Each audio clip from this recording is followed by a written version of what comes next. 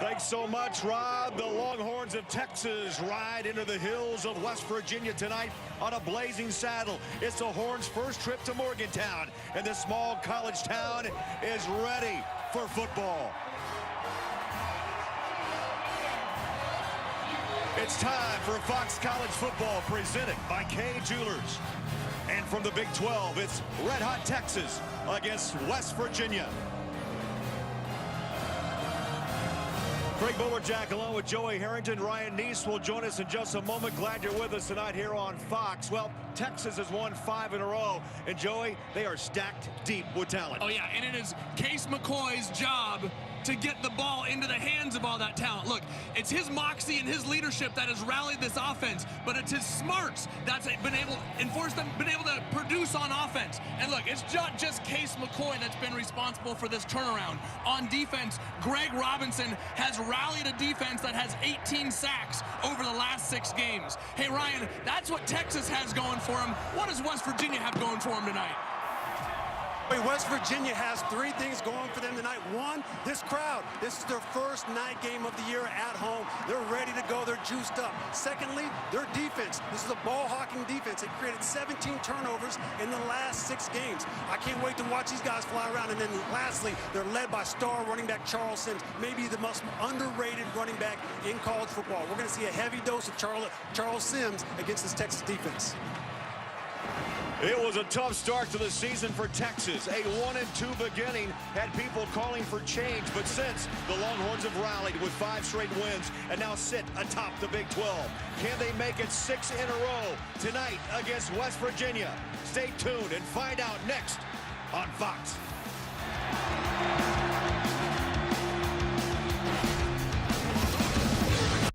Neil.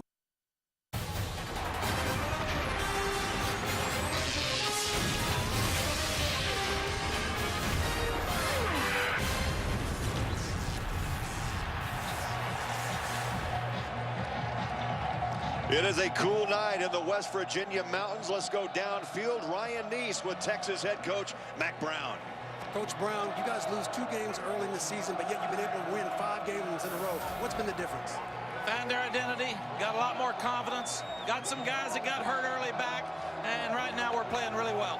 Coach, this is your first time in Morgantown, your team's first time in Morgantown. What do you have to do here tonight to win on the road? Oh, this is fun. It's packed house. They're all screaming. This is what you come to Texas for. Run the ball, stop the run, win the kicking game. Rest of it usually takes care of itself. Thanks, Coach. Best of luck tonight. Back up to you guys. All right, thank you so much. Texas won the toss, chose to defer until the second half. So we'll see West Virginia for the first time. And there's the head coach, Dana Holgorsen, in his 3rd season. Won the Big East title, Joey, you remember his first year, then the big jump to the Big 12, and he has nearly 100 recruits in the stands tonight.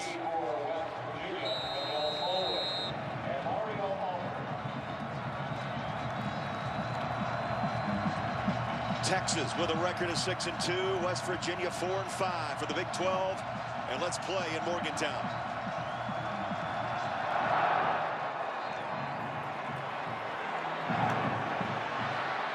Alford, 4 yards deep, takes it, finds the edge, cuts it 30, bumped out of bounds,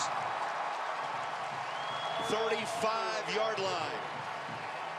Great field position for the hometown West Virginia Mountaineers, led by the junior transfer from Florida State, Clint Trickett.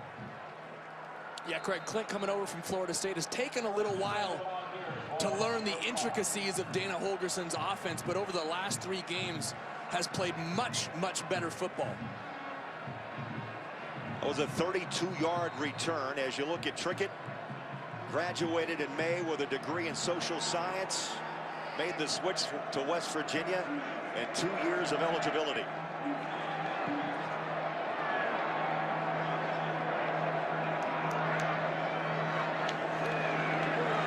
First down, Sims tries to hit the edge and steps out of bounds after maybe a gain of 1. Let's check out tonight's impact player. Well, what do you know? Charles Sims is one of our impact players. He has emerged as the man for West Virginia. I expect him to touch the ball 30 or 40 times tonight. Alongside of him, Kevin White is the receiver that could pop, could burst for West Virginia. On the defensive side of the ball, Jackson Jeffcoat, you saw him getting penetration right there. And Quandre Diggs, maybe one of the best secondary players in all the Big 12.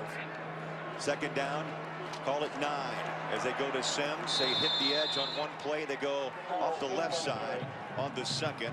They'll pick up 2, bring up 3rd down and long, and Jackson Jeffcoat, number 44. You'll hear his name a lot tonight. That Texas front, mighty tough up front. Well, yeah, you will. Jackson Jeffcoat, son of defensive line great from the Dallas Cowboys, Jim Jeffcoat. He's already been in the backfield twice to start the game now. 3rd down and 7.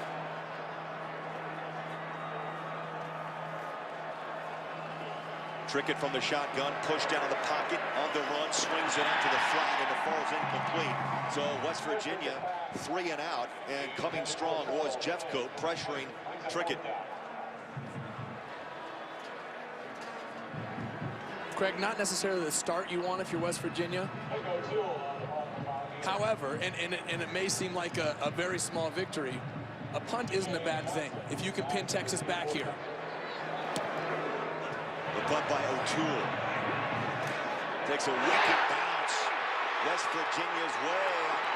Question is, did it hit a longhorn along the way? It's down inside the 10-yard line.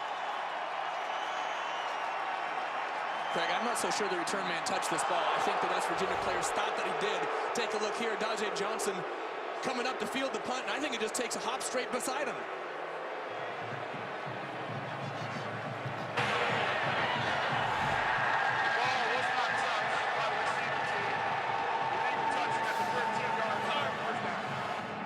That's our referee tonight, Alan Eck. Here's the replay. Boy, took a hop. You thought maybe it took a glance off the right shoulder pad. The bounce of the ball, Craig.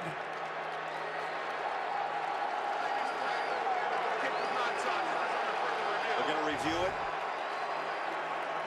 And it's going to go up top to our replay official, Jack McDonald, tonight. By the way, Joey, a 55-yard punt. Took that wicked skip at the 30-yard line and worked its way down to the 7. Well, if this does stand, which I believe it will, you know, I mentioned it a moment ago, punting the football isn't a bad thing. You had a great return to set up the field position. You get a good punt, and now you've got Texas pinned back inside their 15-yard line. If you can involve the crowd, if you can stay and play consistent, penalty-free, turnover-free football, you can really put Texas in a bind to start this game. If this does hold up, which I think it will, I think this is a great start for West Virginia. I'm looking to see, Joey, if the ball actually turns on a different rotation. I don't see it. I'm not sure that's enough to overturn. After further review, ruling on the field stands. First down, Texas. That's the right call. Crowd doesn't like it. Yeah, it's the right call, though.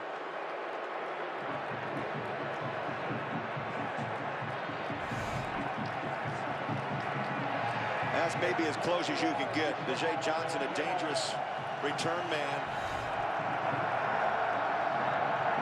Luckily, it went out to his right, but Texas deep at the 12-yard line to start their first drive.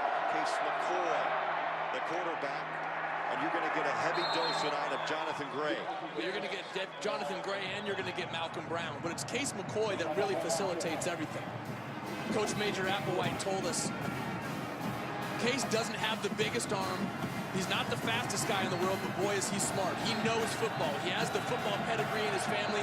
He understands when to get the team into a run play, when to get out of a pass play, and it's his job to facilitate this offense. Under center goes McCoy on 2nd down and 7.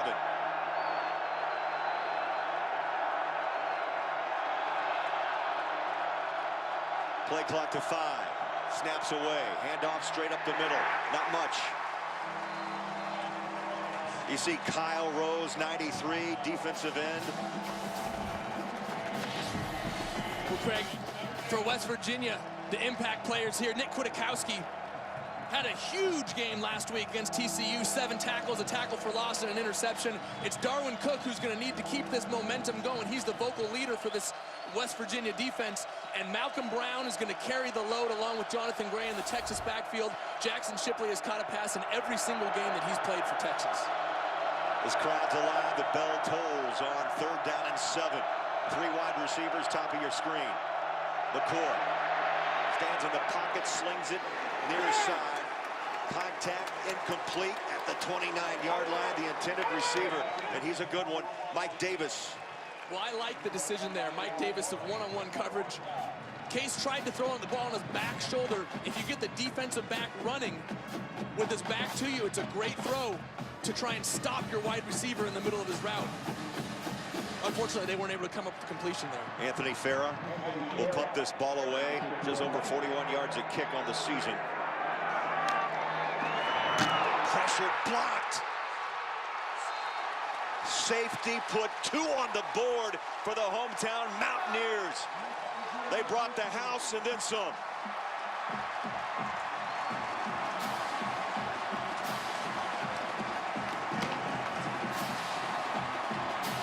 Well, Craig, if you're Texas, this is what you cannot afford to have happen.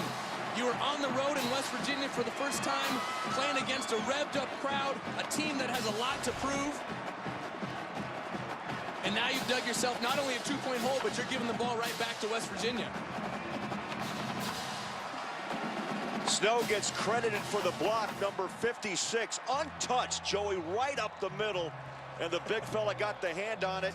Craig, he was there so fast, he actually had to stop and caught the ball. Had he kept running, he would have run right into the punter. He could have probably tackled him before he kicked it. Marvin Gross, a true freshman, number 18, trying to hold it into the end zone. It's a safety. West Virginia up 2 early on Texas.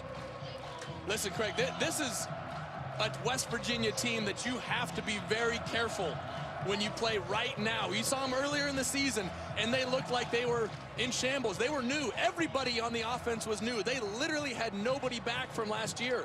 But over the last couple weeks against Kansas State, they've played really consistent. They lost the game, but they played very well. TCU won in overtime. This is a much improved West Virginia team, and if you give them the momentum to start this football game, they can continue to build on it. Hey, this is not something you want to mess around with. Well, here's an interesting thought. 12-2 is West Virginia under Dana Holgorsen when scoring first. So the signs are good early. 2-0 after the safety. Texas on the kick at the 15-yard line. Mario Alford had a nice return the first time he touched it. Watch out. Has a man to beat. Stiff arms and is bumped out of bounds at the 43-yard line. 2 tremendous returns by Alford. Let's check in now. Downstairs, Ryan Neese. Craig and Joey, this crowd is alive right now, and I promise you, the Mountaineers are feeling this energy. We have to remember, this is a team that upset Oklahoma State early in the year at home, 30-21. This is a dangerous team at home. Texas has to find a way to recapture this momentum and quiet the crowd. And remember, too, Ryan, last week in overtime when at TCU, they rallied for 17, Joey, in the 4th quarter to force the overtime, and they won it 30-27. This drive starts at the Texas 42-yard line. Empty backfield, Trickett by himself, slings it. It's caught. Sims breaks a tackle. Second effort to the 28-yard line. Duke Thomas made the tackle. You're going to see Charles Sims in every position tonight. You're going to see him out of the backfield. You're going to see him. You saw him motion out there to the wide receiver position. He is their best player, and they need to get him the ball off him. 37th reception of the season. He's the do-it-all man. Averages over 4 yards a carry. A stutter step up the middle, and he's pushed down from behind by Cedric Reed, number 88, after a pickup of 5. And one more time. Here's Ryan. Craig and Joey, that's 5 straight plays to Charles Sims. Obviously, like you said earlier, this is going to be a heavy dose of Sims. We saw him at wide receiver. We're seeing him at running back. This is their playmaker, and they're going to continue to feed him the ball. Ryan, Dana Holgorsen told us we'll see Sims run power between tackles probably 20 times tonight. You saw on his right arm, he's got back-to-back, trying to win 2 in a row after that big win at TCU last week. Second down 5. Trickett stands in the pocket. Man wide open inside the 10-yard line. Trickett made it look easy as he finds Kevin White for the first time tonight. And Joey, time to look at tonight's Buick keys to success. Well, we just said it a minute ago for West Virginia. Sims, Sims, Sims, Sims, and Sims. Get him the ball. If you're Texas, distribute the ball to everybody. You have playmakers there. Don't try and do too much by yourself. Let everybody carry their fair share of the load. First down, goal to goal. Sims weaves his way to the 5. Sims, Joey, last week against the Horned Frogs, 24 carries, 154 yards, a season high.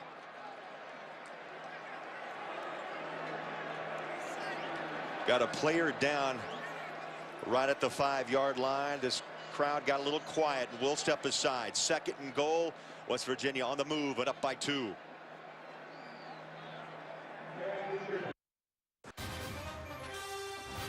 Fox College Football is sponsored by the new luxuriously innovative lacrosse from Buick.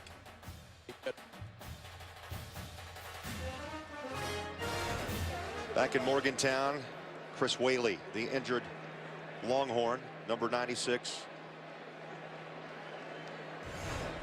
Craig, you're going to see him right here in the middle of your screen. He's going to get his left leg rolled up on.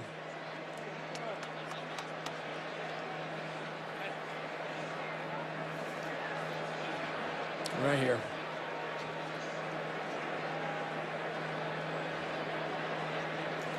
Ugh, tough to look. His left leg buckled. You know, he's a terrific talent. Great story. Chris Whaley, 285-pound senior. He was a tailback who turned to a defensive alignment, a defensive tackle. And this season, he's been the heart and soul, Joey, the Longhorns against Kansas. Had that 40-yard fumble recovery for a touchdown against Oklahoma. Had a pick and ran it back 31 yards for a touchdown. Yeah, he's used those running back skills this year twice getting into the end zone.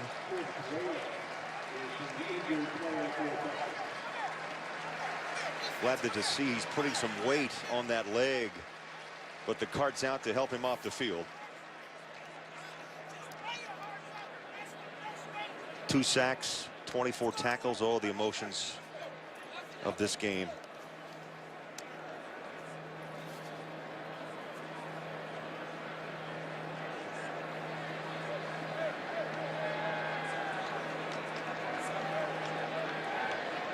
Along with Jeffcoat, Joey, I think you'll agree, the heart and soul leader of this Texas defense. Well, especially as a senior. You know, that you can tell from the look on his face that he knows that that's probably something serious, and this in his senior year is something that's tough to digest at this point in the season.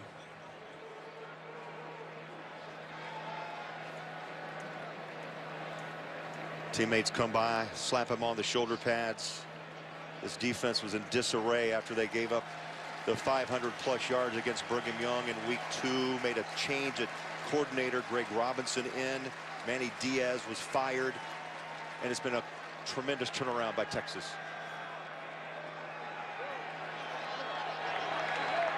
Now, Joey, as you watch Whaley being carted off, you've got to find your emotions if you're Texas up front. And West Virginia's knocking on the door up by 2. Well, now what needs to happen is your teammates need to pick up the slack. Malcolm Brown inside needs to be the guy that becomes that defensive tackle force for Texas on the D-line. Desmond Jackson, 99, replaces Whaley. Into the pile of Longhorns goes Sims behind the blocking of Garrett Hope, number 42. That brings up 3rd down and goal. 5 minutes in, first quarter. Well, you mentioned it a moment ago, we're going to see Charles Sims running power 20 times this game. Let's see if Coach Holgorsen sticks to his plan. 215-pound back. There he goes. Pushes the pile, finds the end zone, touchdown, West Virginia.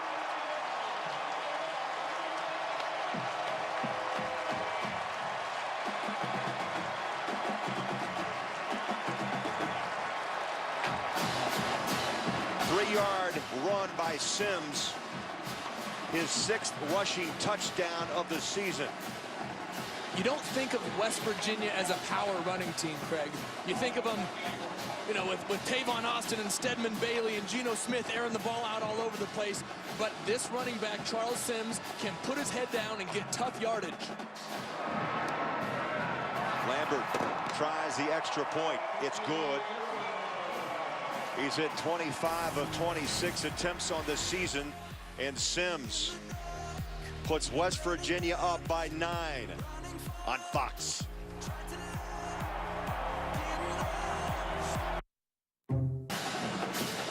There he is, Charles Sims. 9 total plays. He touched it 7 times on that drive. 2:26 off the clock. He capped it with a 3-yard run. That story continues as well. Remember, he's a transfer out of Houston, originally recruited by head coach Dana Holgorsen. He said he wanted to grow after graduating and wanted to play in the Big 12. And here he is. Well, he's shown that he can play in the Big 12 right now. 3rd in the Big 12 in rushing and is 2nd on his team in receptions. Kick at the 1-yard line. Johnson trying to find some daylight. And this crowd is really behind the Mountaineers. Texas will start deep in their own territory at the 13-yard line. And Craig, it's important right now, if you're Texas, do not panic. You're down 9. You're going to have a bunch of crowd noise here. Stick to your plan. Give them a heavy dose of Jonathan Gray, Malcolm Brown. Distribute the ball evenly to wide receivers. Don't feel like you have to panic now and start pushing the ball down the field. Just stick to who you are and what you do. Second series for Texas. Case McCoy. Handoff and squirting through is Jonathan Gray. Second effort behind the left guard, Trey Hopkins. Let's go downstairs, Ryan. Adversity, something Texas has been through before. They have been through it before, Craig, and now they're on the road. They're facing some adversity right now. And Joe, you've played a lot of football yourselves. This is an opportunity for this team to show its character and rise above this. They're down right now, but there's still a lot of football left in this game. 5 straight wins for Texas as they roll into West Virginia tonight. Right up the middle. Gray again the ball carrier. Darwin Cook, strong safety. A couple of good safeties in that secondary for West Virginia with the tackle. Great tackle. But Ryan, I want to go back to your point a minute ago. Being on the road and coming together with adversity, I always loved going on the road to play because it was just you and your teammates, nobody else, Ryan. Clock's under 9 minutes. They pick up a first down. Texas goes to the air. It's caught and a pickup of 13.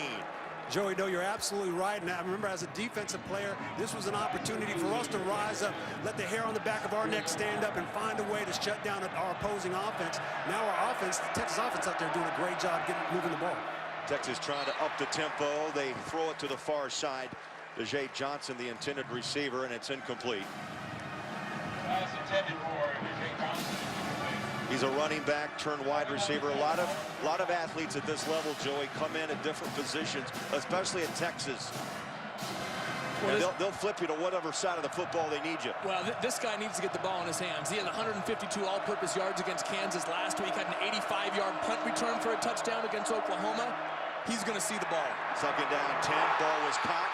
Ball came out. Did he make a football move? Yes, he did. They're going to point it to West Virginia's way. 45-yard line. Jared Barber, 33, the real weak side linebacker. Joey made the initial hit, and he put his hat right on the ball. Well, this was a perfect tackle after a great tip of the Case McCoy pass. Now look, if you're Texas, you cannot afford to let this crowd continue to build momentum.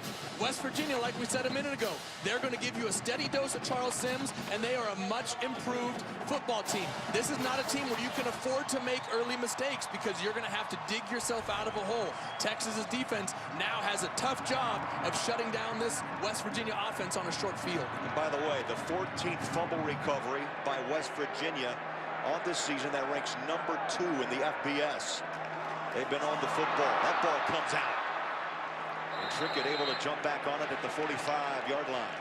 Well, that'll help. And that'll help put you behind the chains here. Now 2nd and long.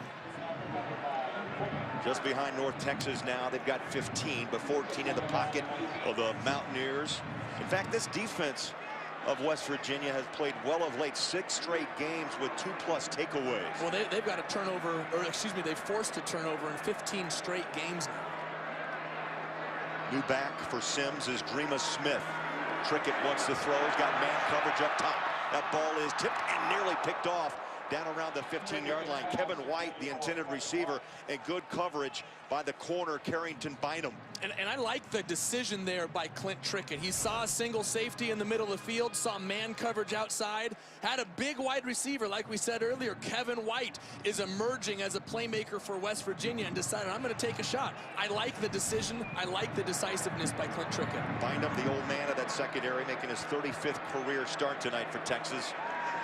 3rd down and long. Pressure from the edge, and Trickett is wrapped up and thrown down. Cedric Reed, the junior out of Cleveland, Texas, rolls in for his 6th sack of the season. And you remember Trickett, who took a beating a few weeks ago, Joey. We saw him against Baylor. Well, that's going to be especially important for Clint Trickett to stay on his feet because he does have a bit of a dinged-up shoulder. O'Toole punts. Hangs it high, 11-yard line. Johnson breaks one tackle, stutter step, and then is stacked up at the 25-yard line.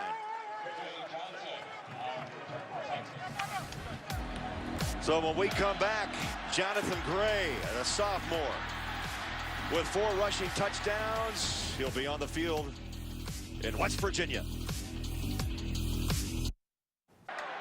Welcome back to Morgantown, West Virginia, up by 9. Now, the Mountaineers, Joey, came out to warm up with the helmets on the left. Then they made a little surprise, and they came out with the old throwback helmet from 1970 to 1979.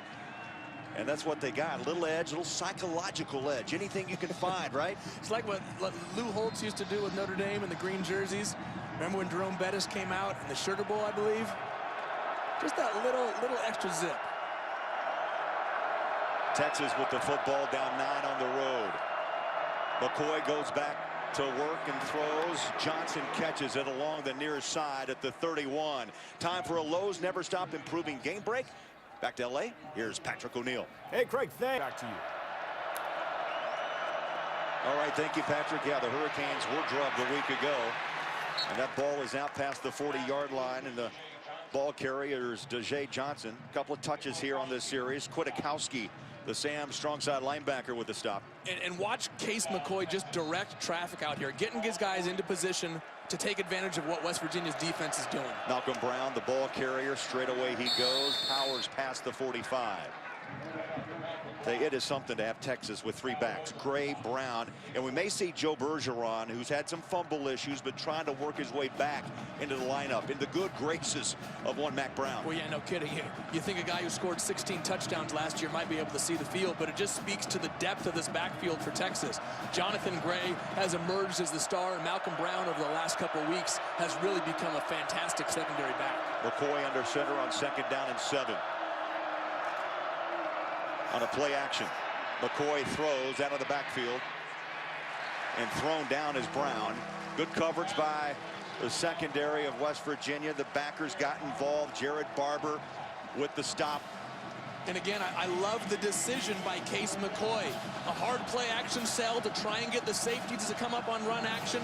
They both stayed deep. He didn't force it down the field. Instead, he found his check down and put his team in a 3rd and short situation. Texas tonight 0 for 1 on 3rd down conversions. They need 4 yards.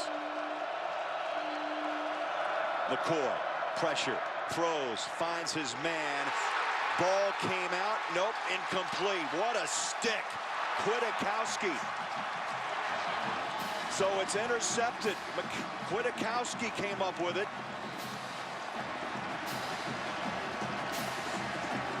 I'll tell you, physicality tonight shown by West Virginia. Here you look at it again. Ball is up and out. Right place, right time. Wow, perfect position by Kwiatkowski. Last week against TCU, had an interception, a tackle for loss. 2 weeks ago against Kansas State, had a sack and a forced fumble. This guy is all over the place the last couple weeks. Second takeaway, Joey, tonight. They've done it in less than a quarter of football. It's the 7th time now with 2 takeaways in a ball game. Play clock to 5. Smallwood gets the carry, and he's bumped out hard at the 45-yard line. 7 consecutive games. Second longest streak in the FBS. You're going to win a lot of football games punching and knocking the ball away. Well, it just speaks to the scrappiness of this defense. Look, they're not the most physically talented team in the Big 12, but they are playing their hearts out right now.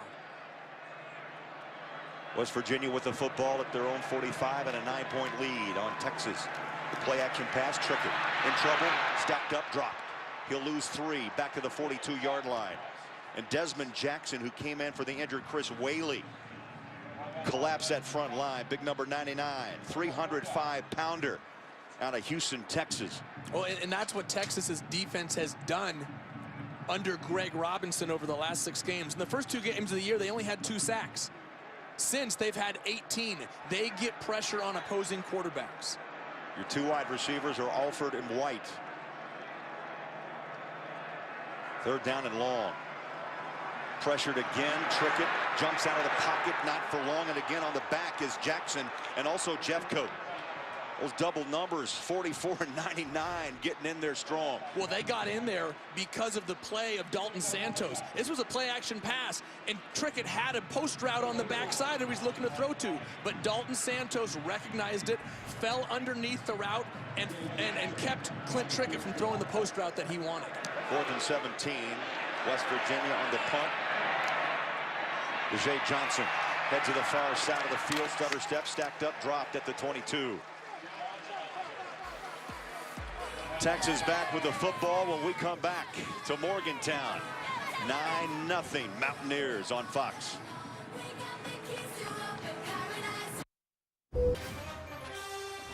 Fox College Football is sponsored by Kay Jewelers. Every kiss begins with K. By the Samsung Galaxy Note 3 and Galaxy Gear. And by Allstate Insurance, proud supporters of college football. Are you in good hands? Now this game so important for the Longhorns of Texas. Well, they've got a big one coming up next week as well. I mean, this November for the Big 12 Conference is extremely important. All the top teams playing each other here in the month of November. Average starting position, Texas, their own 15-yard line. This drive will start at the 22.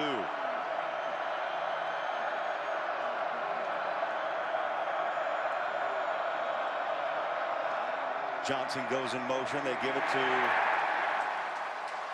Malcolm Brown.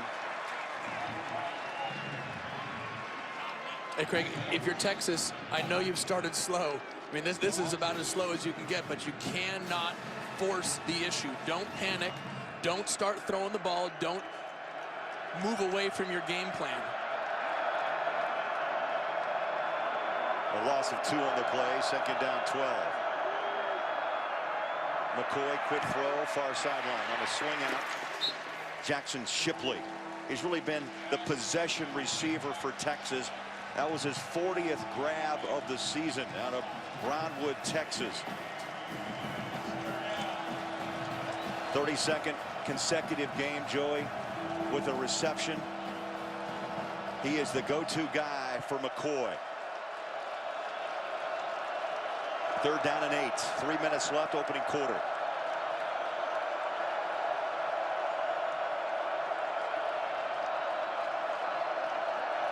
McCoy with 4 wide receivers. Stands up in the pocket, throws a tough pass, and it's out of bounds. Puts some air over it. And Mike Davis was the intended receiver, and it's out of bounds, and Texas will be forced to punt. Well, and Craig, West Virginia played what was called cover 0 there. They brought 1 more defender than Texas could block and forced Case McCoy to get the ball out of his hands a little bit earlier than he wanted to. And therefore, he sailed it a little bit high to Mike Davis. Farah at his own 10-yard to punt.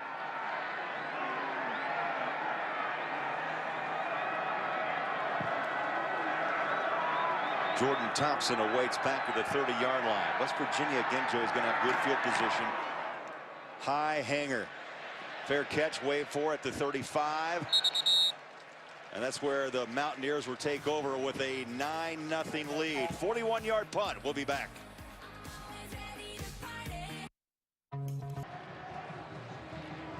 So back in Morgantown, West Virginia, 2:36 left in a quarter dominated by West Virginia. Every bounce has gone the Mountaineers' way tonight. Texas suffered that injury to Chris Whaley, their defensive tackle, trying to find some offense. And Joey, so far not the case. Well, yeah, if you're Texas, you need to weather the storm. I mean, like you said, the injury was not good to start the game. A blocked punt for a safety, 2 turnovers. If you're West Virginia, you need to capitalize. You've gotten 2 turnovers from your defense. You've got to put some more points on the board. Charles Sims lines up alongside Trickett. Trickett buried. Ball came out. Ball came out. Fumble. Texas has it.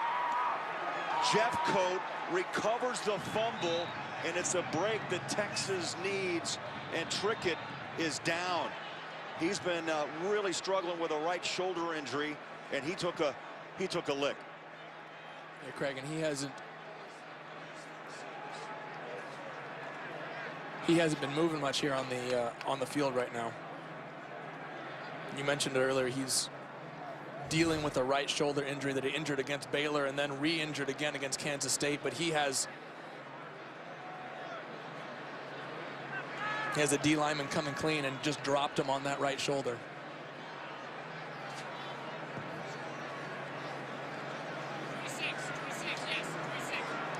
Desmond Jackson hit him, and the ball was picked up by Jeffcoat. Malcolm Brown was also there. And Joe, you have to wonder too, was he kicked or kneed in the side of the helmet, because he's down.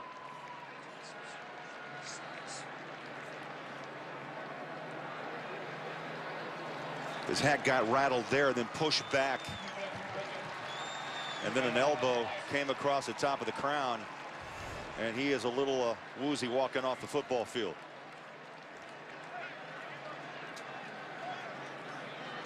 Okay, this is a gutty quarterback. I mean, this guy has some. He's shown his teammates how tough he is, playing with that shoulder injury against Baylor, coming back in against Kansas State. And Joey, you'll agree, he's not a big quarterback. They listed at 6'3", 185. And the fumble's out. Texas with the football down 9 at the 26-yard line. McCoy goes to work. Once the home run ball goes up top in the back end of the end zone, and it's incomplete to Shipley. Ishmael Banks providing coverage, number 34. I love the play call from Major Applewhite. I love the idea of just taking a shot after a turnover. You got great field position here on the 25-yard line going in. Try and capitalize on a little bit of momentum. You see that a lot from offensive teams that get a turnover. You take a shot right away. Well, Texas trying to take advantage of the Longhorns' first stop in West Virginia territory. That brings up 2nd down and 10. Showing blitz off the edge. They go to the ground. Running is Jonathan Gray. He's past the 20 and brings a pile with him to around the 17-yard line. Kwiatkowski was there. There's Major Applewhite, offensive coordinator. He took Texas, Joey, to 4 bowl games, 22-8 as a starter. Well, just a fantastic football player. Let's not forget this guy was the Big 12 Offensive Player of the Year in 1999. And he's got a guy in Case McCoy who's really the spitting image of himself. Not a big, strong-arm guy, but just smart. Just a fantastic football player and knows how to play the game. 3rd down and 2. Texas 0 for 3 on 3rd down conversions. McCoy under center. Handed off straight ahead. No. Boy, West Virginia and the backfield in a hurry. They brought the safety blitzer. Darwin Cook, number 25, came strong and dropped Texas for a loss. Well, huge play by Darwin Cook right there, coming off the edge, making the tackle in the backfield. Darwin Cook, the leading tackler here for the West Virginia Mountaineers, is also the vocal leader on that defense. And I'll tell you what, I'm sure he's in the ear of all his teammates right now, making sure they stay motivated. Farrell will try the field goal of 36 yards. He's made 7 in a row. The kick is up. And good from 36.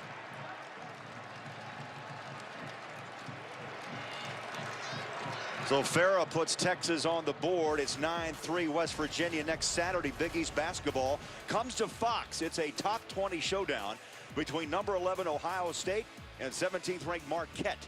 Coverage begins at 1 Eastern, Saturday only, here on Fox. College hoop is up and running. NBA, NFL, college football, hockey. How about the Big East basketball?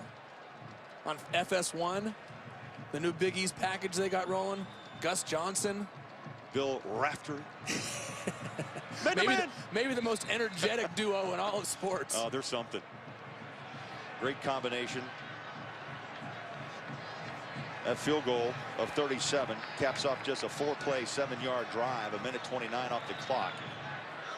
And Joey, sometimes those first points are the hardest to come by, especially the way that Texas has started this football game on the road. Well, that's true, but you've got to feel good if you're the West Virginia defense.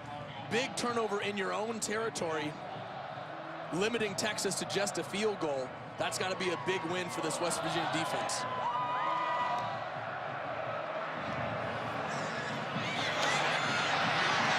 Smallwood, 3-yard line.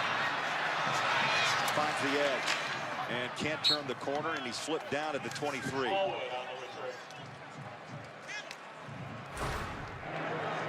Well, Mr. Sims, what a quarter. He's running between tackles, he's hitting the edge, and he's catching passes outside. Well, he's doing it everywhere. He's doing it between the tackles, like you said, running the power for the touchdown, getting the sweep off the edge. They got him lined up out as a receiver. We're going to see the ball in Charles Sims' hands probably 40 times today. And if West Virginia wants to win this football game, he's going to have to be extremely productive. Well, we saw Trickett shaken up, and now Paul Millard, who's had some time behind center this season, jumps in, number 14 at quarterback. They play it safe. They hand it off to Sims. And again, one of those power plays between the tackles. Millard's a junior out of Flower Mound, Texas. He came in with 618 yards passing, Joey, a couple of picks and 3 touchdowns. Well, you know what? He's going to be the onus is going to fall on his shoulders right now, because Texas' defense is going to put guys in there to stop the run. They're going to force Millard to throw the football now that Clint Trickett is out. Second down 9. Stands up in the pocket, slings it up deep. And just over the outreached arm of Mario Alford. And Duke Thomas was on coverage. That brings up 3rd down and long with 19 ticks left on the first quarter clock. Well, Craig, like I said a minute ago, if you're the West Virginia offense now, expect the Texas defense to play single safety looks and commit that second safety towards the line of scrimmage to stop the run, which means you're going to have man coverage a lot on the outside, and you're going to have to rely on your receivers to win some routes. Mountaineers have yet to convert on a 3rd down. Millard up top he goes. Little push. Ball's out. Incomplete. No flag. Kevin White, the intended receiver, and quite a battle he had with Bindum. Well, that's the second battle he's had today. But if I was a quarterback for West Virginia, I'd be going to him as well. The guy's a big, strong target. Like I said earlier, emerging as really the playmaking wide receiver for West Virginia. Had his hands on that ball, and I'm sure he's sitting on the sideline thinking he should have caught it. Texas went for the block. O'Toole got it away. Takes a West Virginia bounce and then some as it rolls now inside the 30-yard line. And it's going to settle down at the 27. So the first quarter complete here in Morgantown. West Virginia got up by 9. A field goal by Farah cuts it to 6. 9-3 Mountaineers on Fox.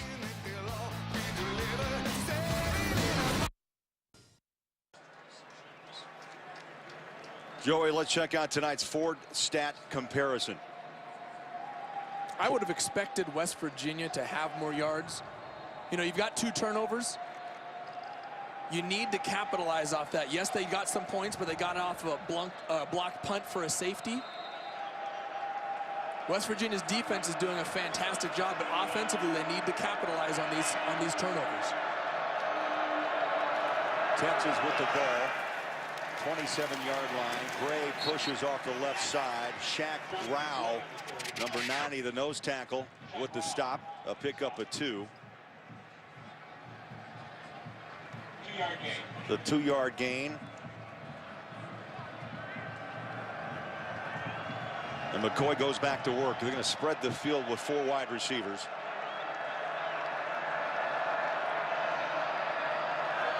Low snap. McCoy delay. Gray past the 30 up to the 32-yard line. That brings up 3rd down. As you hear again, the bell tolls here at Morgantown. Texas has had some struggles tonight converting on 3rd down. They need 5 to move the chains. Well, this West Virginia defense is playing fantastic. I mean, they're playing with a bunch of energy. They're playing inspired football right now, and they need another stop here on 3rd down. Let's listen in. 3rd and 5.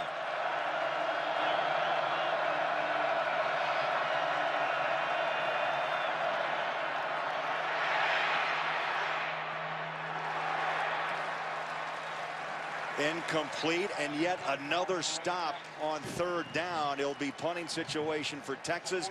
Downstairs we go. Let's check in with Ryan.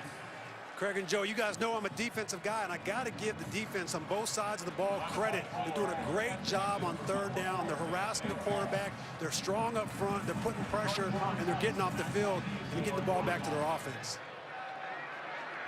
Yeah, the old defensive-minded guy downstairs. Yeah, West Virginia's been impressive, Joey, so far. On the defensive side of the ball, Farah just got that one away. Thompson takes it 30. Nowhere to run, and he's dropped back at the 32-yard line. We've got a timeout. 13:41 to play. First half. It's been hard hitting. Turnovers. West Virginia by 6.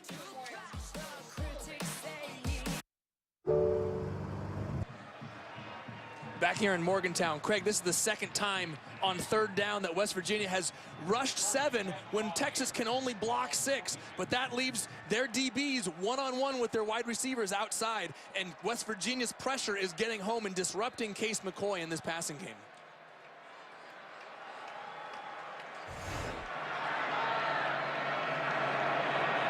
So Paul Millard stays at quarterback. As Trickett was shaken up 2 series ago. Millard from the shotgun. Good coverage downfield. Chase out of the pocket. Did the right thing. Threw it away. And whose name are we going to call again there? Well, Jackson Jeffcoat, exactly. He's been in the backfield all day for Texas. He has 50 career tackles for losses, 12 this season, along with 6 sacks and a pick. And did I mention 44 tackles? What doesn't he do?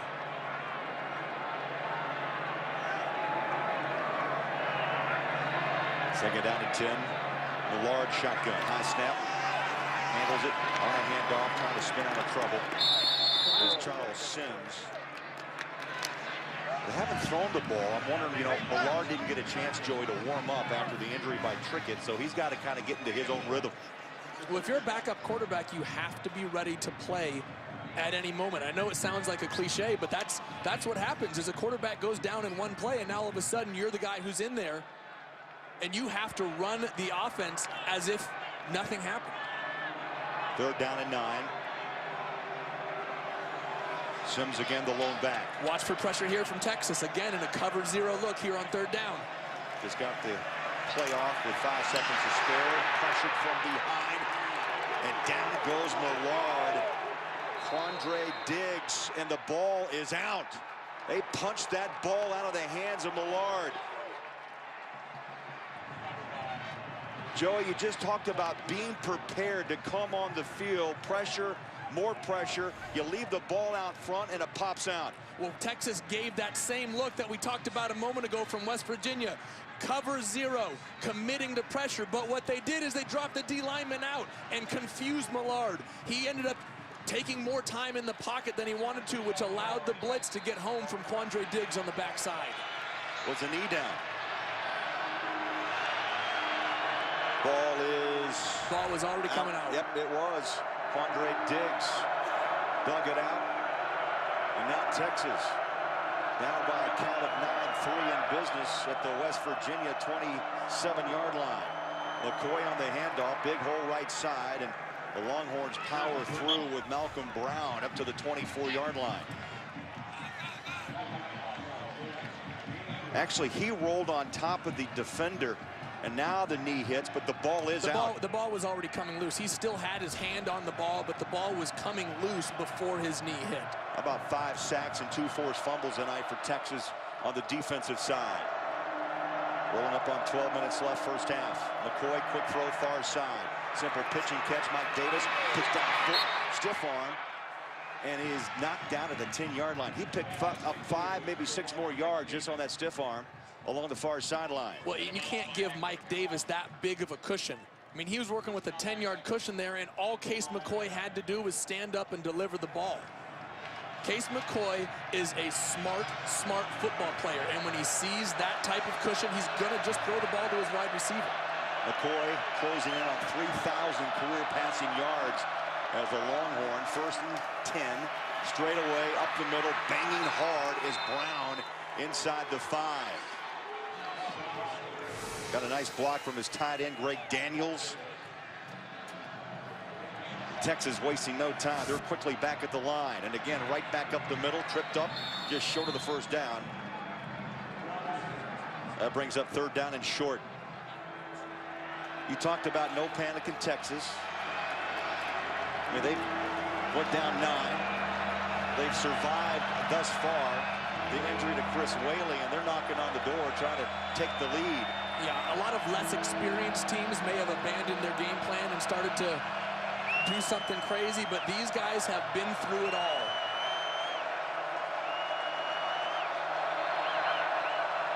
Third down and 1. Under center, McCoy.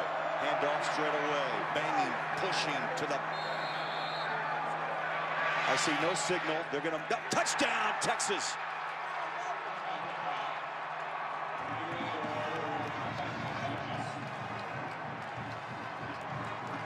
Like we said, Craig, stick to your bread and butter. Don't abandon what you do best just because you face a little adversity in the first quarter. When they play single coverage on your wideouts, throw it to Mike Davis. When they soften up to cover your wide receivers, pound it with Jonathan Gray and Malcolm Brown. This Texas team they've played together since they were freshmen and sophomores. Now they're juniors and seniors. They've been through the adversity. They've been through the struggles at the start of the season. Change of defensive coaches. These guys have been through it all, and they know how to weather, what turns out to be just a little storm in the first quarter here. 2-yard touchdown run by Malcolm Brown, his 8th on the ground this season, and the extra point by Farah. Texas, 10 unanswered points, and you know what helps? When you get some help. The fumble. Millard stuck it out. Texas took advantage and then ran it in from 2 yards out, courtesy of Malcolm Brown. Longhorns on the road, up 10-9 on Fox. Fox College Football is sponsored by Ford. Only Ford gives you EcoBoost fuel economy and a whole lot more.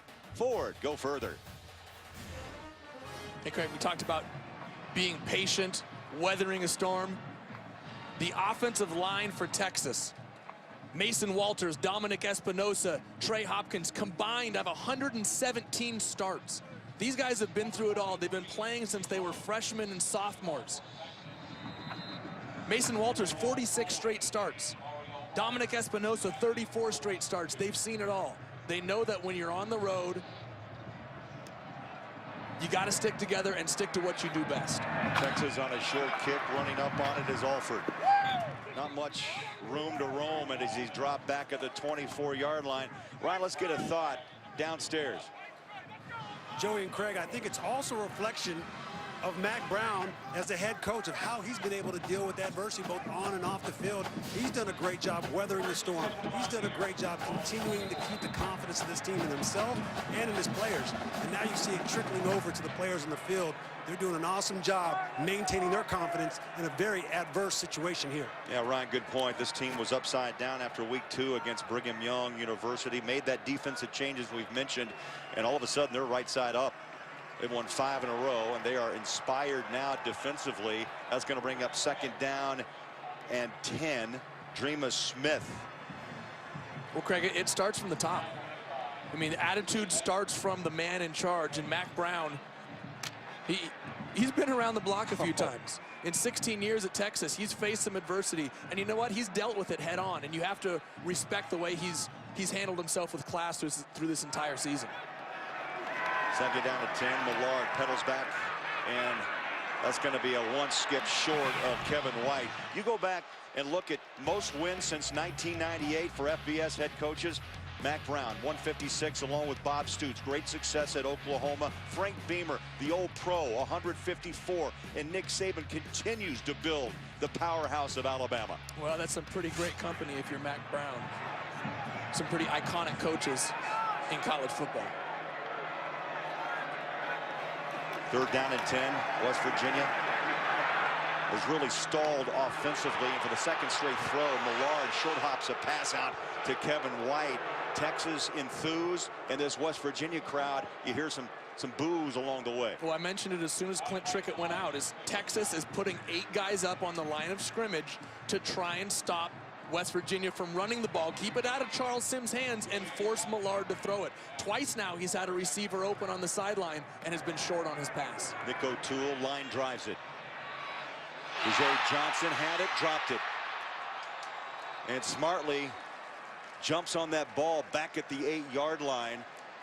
And Texas will start deep in their own territory. Joey, it's been pressure, more pressure, and pressure on Millard. Texas up by 1 on the road.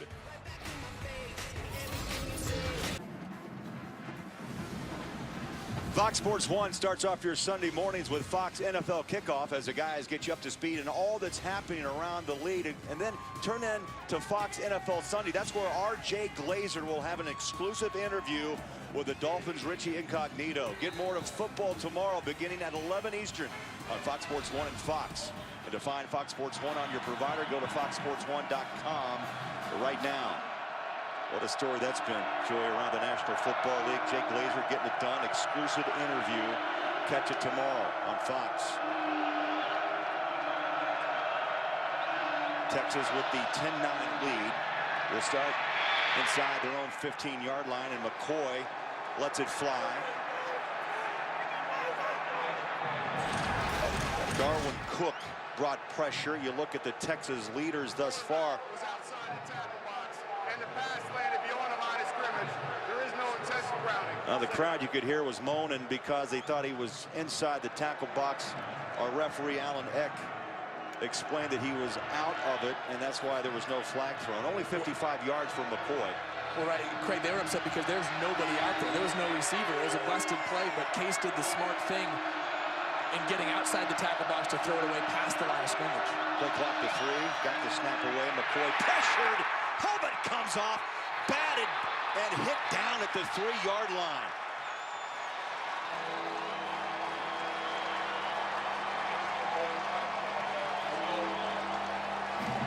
Will Clark, 98, came off the edge.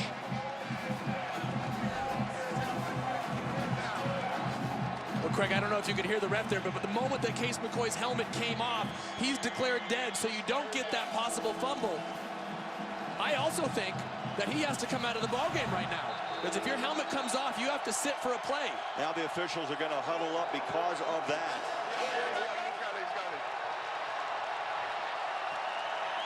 Now remember the rule here. They changed it this year where you can essentially buy your player back in by using a timeout.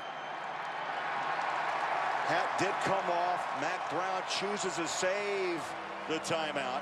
3 remaining for both the Longhorns and the Mountaineers here in the first half.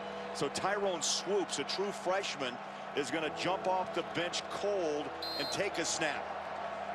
And Craig, I'm guessing he's going to hand the ball off to either Jonathan Gray or Malcolm Brown. 6'4", 245-pound freshman. And that back you mentioned is not Gray, but Malcolm Brown.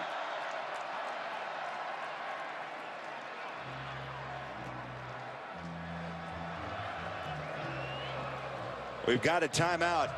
9:29 left. Interesting game, wild at times in Morgantown on Fox.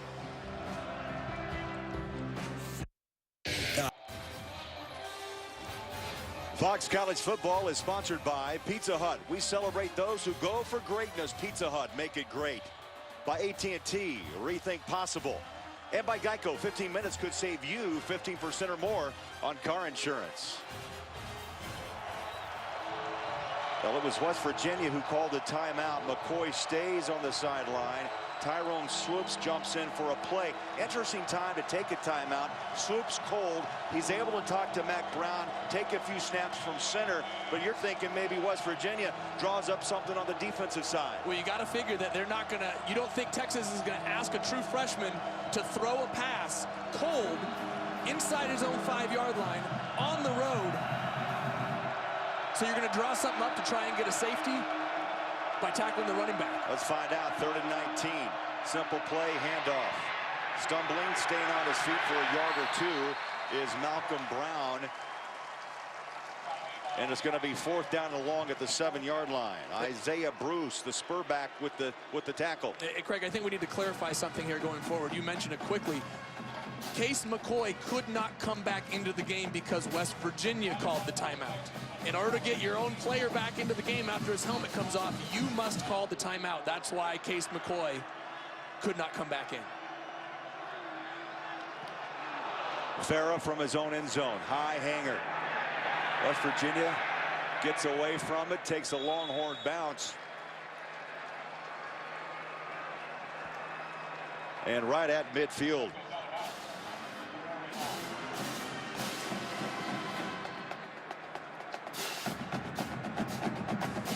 So Craig Bolerjack, Joey Harrington, we've kind of seen a little bit of everything so far here in this first half, huh? Safeties, block punts, fumbles, sacks. Helmets being torn off and a quarterback forced to the sideline for a play. Absolutely. I think the key, though, is both defenses are playing extremely well. I mean, Texas defense in the first quarter had five sacks and 2 forced fumbles. I mean, both, I don't know. I think you expected this maybe from Texas, but definitely not from West Virginia.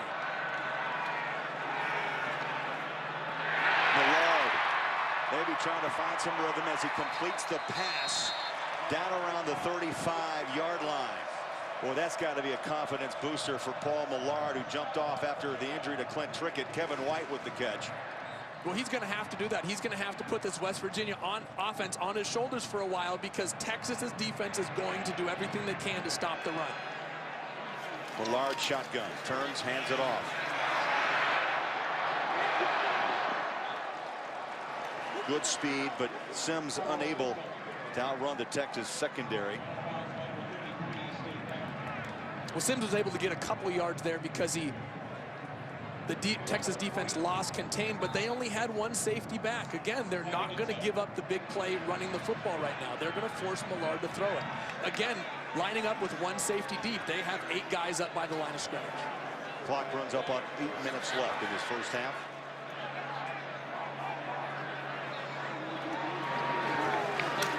Second down 7. Millard on a play action throws a dart middle of the field, caught on the hands of White.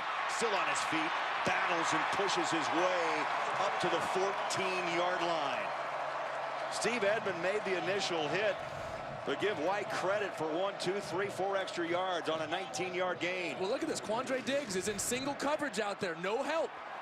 Texas is committing to stopping the run right now, and Paul Millard is going to have to throw the football. And he's throwing short stuff. Alford the catch at the 6-yard line. Mario Alford, the junior out of Greenville, Georgia. And here comes this tempo. Again, it doesn't have to be big plays. Just take what they're giving them. Dink it and dunk it. Just force them to soften up. Second down and 2. They have to get to the 3-yard line for a first down. This time it's Sims. Hits the edge. Turns the corner. Walks in. Touchdown, West Virginia.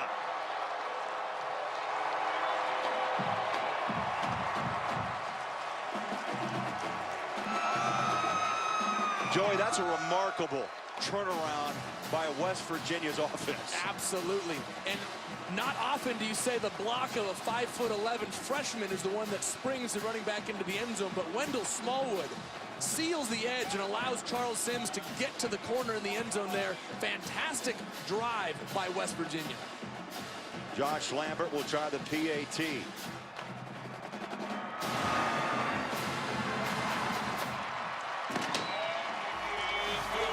Up and in. West Virginia up 10-9 early. 10 unanswered by Texas, and now the Mountaineers up by 6. Well, the Mountaineer getting some work done tonight. Joey, can you drop and give me 10? Right now? Yeah. Sure. That's it? Just 10? Sims just went in from 6 yards out to make it 16-10 West Virginia. You kind of had to hold your breath if you're sitting in the stands. Trickett goes out. Millard looked, I mean, very unsure of himself on a couple of hops and skips incomplete. Absolutely. He had receivers wide open on those first 2 series and skipped the ball to him, but he looked fantastic on that drive.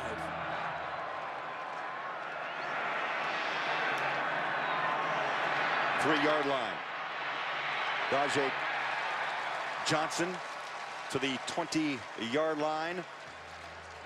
Let's get out to Rob Stone in Los Angeles. All right, thank you, Rob. That should be quite an interview. Jay Glazer, looking forward to that sit-down talk tomorrow. So much turmoil in Miami. Excitement here in Morgantown. West Virginia retaking the lead on Texas, 16-10. Malcolm Brown in the backfield with McCoy.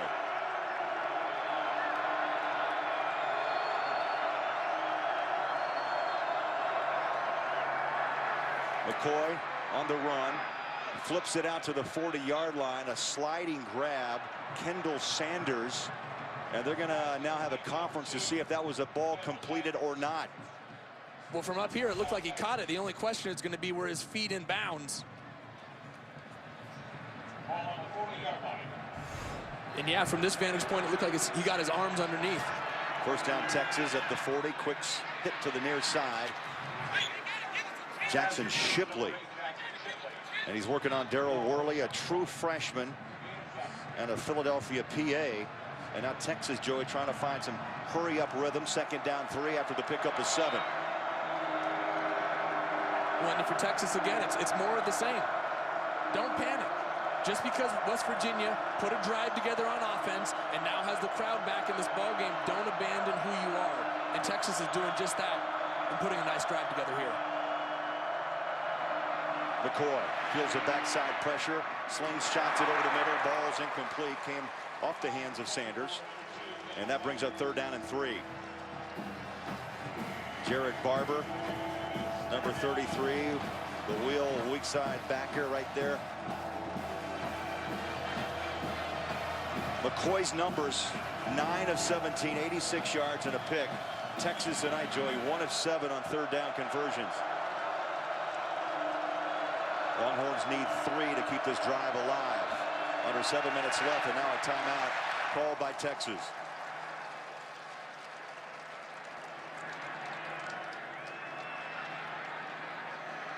Longhorns with 2 timeouts remaining. West Virginia with 2 as we're under 7 minutes left.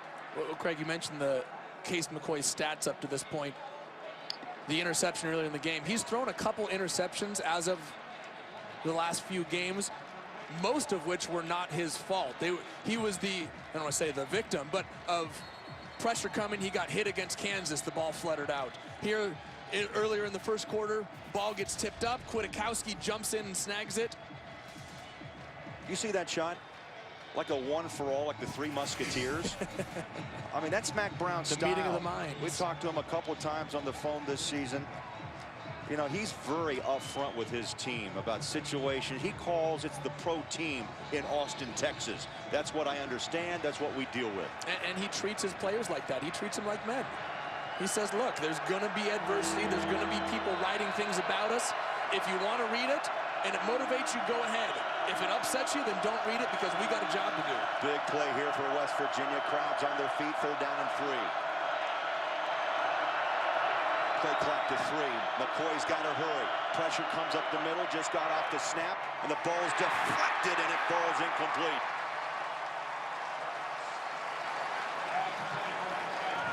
The intended receiver was Marcus Johnson. And out there on coverage, number 9, K.J. Dillon. Well, and if Marcus Johnson can come up with this catch, he's still running. Case did a great job of recognizing press coverage on the outside, a single safety, which means they committed everybody to stopping the run, checked out of it to a quick slant outside, but wasn't able to connect. Anthony Farah gets that punt away, a beauty high hanger. Jordan Thompson, fair catch just inside the 15-yard line.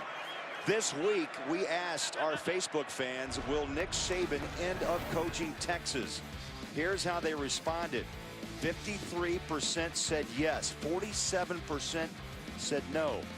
You can go to facebook.com/Fox Sports and participate in the poll and check out the Fox College Saturday question of the week. A lot of talk about the future of Texas head coaching. Two prestigious programs, Joey, in college football. Alabama. Saban tried the NFL route, jumped back into the college ranks.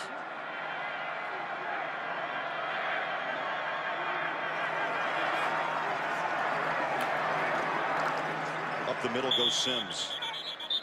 And a host of white jerseys on top of number 3. Millard, by the way, on that last drive was 3 for 3, 42 yards. That's what he needs to do.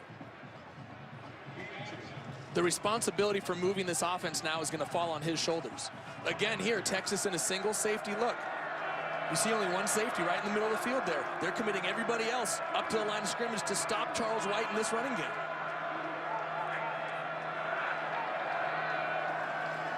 Millard from the shotgun, bounces around his feet. He's pressured from behind and throws that ball away. Steve Edmond, number 33, came strong. And brings up third down. And Craig, this pressure was able to get home because of the play of the corners. They locked up the wide receivers outside and allowed Edmonds to get home. Nearly what you'd call a coverage sack, where the coverage was so good that it allowed the defensive linemen and the linebackers to get into the backfield. Well, so far, Texas front and linebackers have been in that backfield of West Virginia all night long. Third down and 8. Again, they show the blitz on the corners. Millard stands tall. Here they come, and down he goes. Bind him off the edge. Fumble, the pressure again, and all of a sudden Millard, who looked so great on that last series, coughs it up for the second time tonight. And Craig, this is the exact same defense that they ran the last time they caused the fumble by Quandre Diggs. What they're doing is they're giving that cover 0 look. But when the ball is snapped, the defensive linemen are dropping out and getting in the passing lanes. It's confusing Millard and allowing the defensive backs time to get home. There, Carrington Bindum makes the sack. Last time it was Quandre Diggs, but both times they ran that same look and confused Paul Millard. Cedric Reed recovered that fumble. There he is, number 88. Millard, you saw in that replay, Joey, had the ball bounce back into his stomach and it popped back out. Texas in business, down by 6, under 6 minutes remaining in this first half. And a wild one it's been here in Morgantown. Straight ahead, Brown stacked up, hit first by, guess who? The big hitter, the strong safety, Darwin Cook. Well, you got to give the West Virginia defense a ton of credit so far. The offense has given them a short field a couple times now, and this game could very easily be a big lead for Texas, but instead they forced 2 turnovers. They've held them on a short field. This defense for West Virginia is playing fantastic football. Second down goal as McCoy pedals back, goes to the end zone, timing pass, it's up and it's out of bounds, incomplete. Mike Davis was the intended receiver. Good coverage, Ishmael Banks, number 34. West Virginia trying to help out their offense. Millard, who stepped in for the injured Clint Trickett, he was shaken up on a sack, and Millard has had moments of despair and moments of greatness, and he just fumbled the football away, and Texas with a chance to go up top with a touchdown. Third down and goal.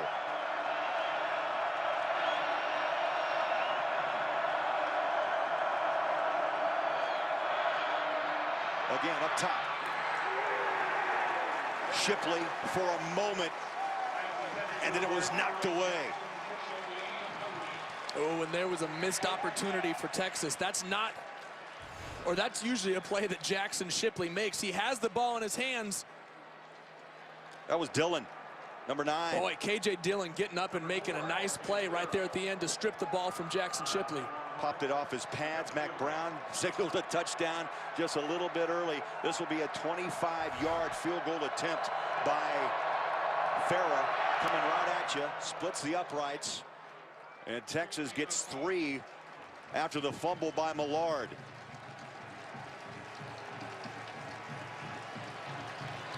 Joe, you got to tip your hat to West Virginia on the defensive side. Absolutely. Ishmael Banks, KJ Dillon, Darwin Cook. These guys are coming up big for the West Virginia defense. Let's go downstairs to Mr. Defense, Ryan Neese. You're absolutely right, Mr. Defense. I like that, Craig. And I'll tell you what, Keith Patterson has to be impressed with the way his defense is played in sudden changes. Their ability to go on the field, not be disgruntled because their offense turned the ball over, but focus on their responsibilities to come up with big plays and big stops. That's a win for them right there. They did a great job defensively, putting pressure on the quarterback and shutting down the run. 4:56 left. 4 plays, Joey.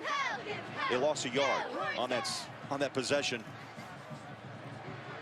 Second season as D coordinator is Keith Patterson. Well, Keith Patterson is calling an aggressive game tonight. They're on within the 5-yard line. He was bringing heat. He was putting the responsibility on his corners to lock up those wide receivers. Remember, the corners they have going right now, Ishmael Banks, Travis Bell, they're not natural corners. They're safeties that have moved out.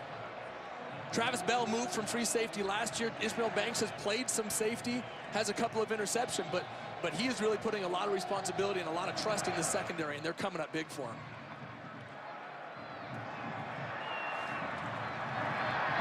Kick inside the 10.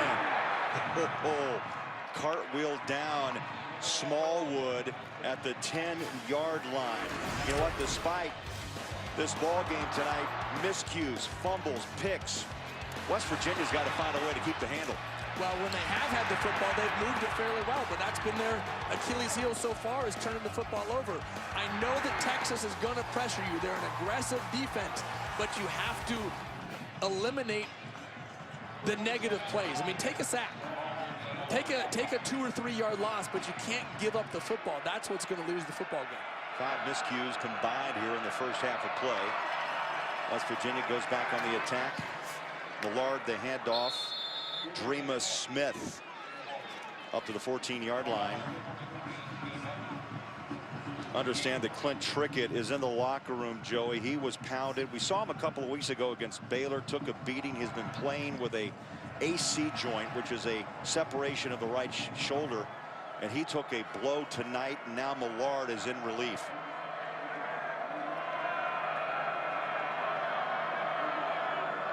Second down, 7. Dreama Smith follows his blockers and gets the first down past the 21. Well, Craig, here's what happened to Clint Trickett on that injury. A fumble, or lost the ball a little bit. A defensive lineman came free and just dropped him to the ground. Like you said, a tough player playing with an AC joint separation from Baylor, re-aggravated against Kansas State. He's a tough young man. Fresh downs, 1st and 10. Play clock to 6. Millard takes a 2-step drop, goes up top. Nearly a big-time catch as Kevin White went up high and nearly took it off the helmet of Duke Thomas. Well, that's the 3rd time you've seen the West Virginia quarterbacks try and get the ball deep to Kevin White, and he's a big target. 6'3", he can go up and make a play. But Duke Thomas there right at the last minute making a great recovery and knocking the ball out of his hands. Out of Killeen, Texas, a couple of picks, only a sophomore. Second down and 10. 3:37 left to play first half. Millard on a play-action fake, throws it a flat on the hands of Sims. Not much, maybe 2 yards. And Adrian Phillips, the 3-year letterman out of Garland, Texas, with the tackle. You know, it's interesting. Coach Holgorsen told us before the game that this was going to be a heavy dose of Charles Sims. In between the tackles, out in the flat, as a wide receiver. But once Clint Trickett went out of the ball game, that has to change. It now has to become Kevin White, and it has to become Dakeil Shorts to open up, to soften that Texas defense, to allow Charles Sims to run the football. Under 3 minutes, first half remaining, 3rd down and 8.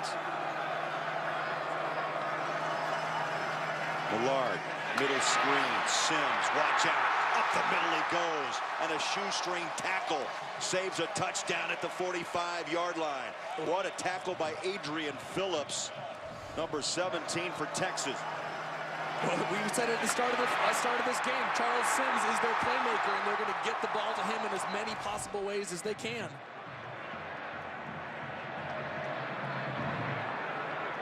Fresh downs, 1st and 10. Dreamus Smith stacked up Malcolm Brown, the defensive tackle for Texas, wrapped him up around the ankles. Let's check in with Ryan Neese. Craig and Joey, once again, we see Charles Sims come up with a big-time play. He's the playmaker. They got to continue to feed him to move these chains forward. He averages 84 yards a game on the ground, and he's turned into their best receiver as well. There's a quick pitch, Alford with the catch, and they're going to mark him just short of the 1st down. Clock runs under 2 minutes. And he comes up hobbling. I don't know if that's a cramp. Looks like it is. Well, Craig, what Paul Millard was able to do there was take a quick hitch. If you're going to play single safety and you're going to play your corners off, just take the 4 yards, take the 5 yards, because now it puts you in a 3rd and 1 situation as opposed to a 3rd and 5 or 6. 8th play of his drive coming up.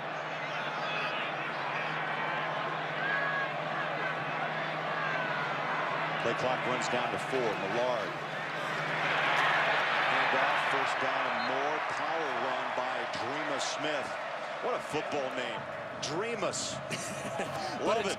It's Dreamus's backfield mate, Charles Sims, that really opens things up for everybody. Hey, Ryan, what's it like as a defender to try and game plan for a guy like this? Joey, it's extremely difficult.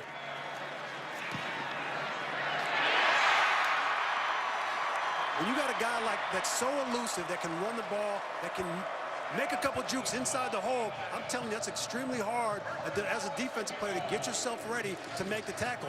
You continue to feed him, you get on your heels as a defensive player, you start missing plays.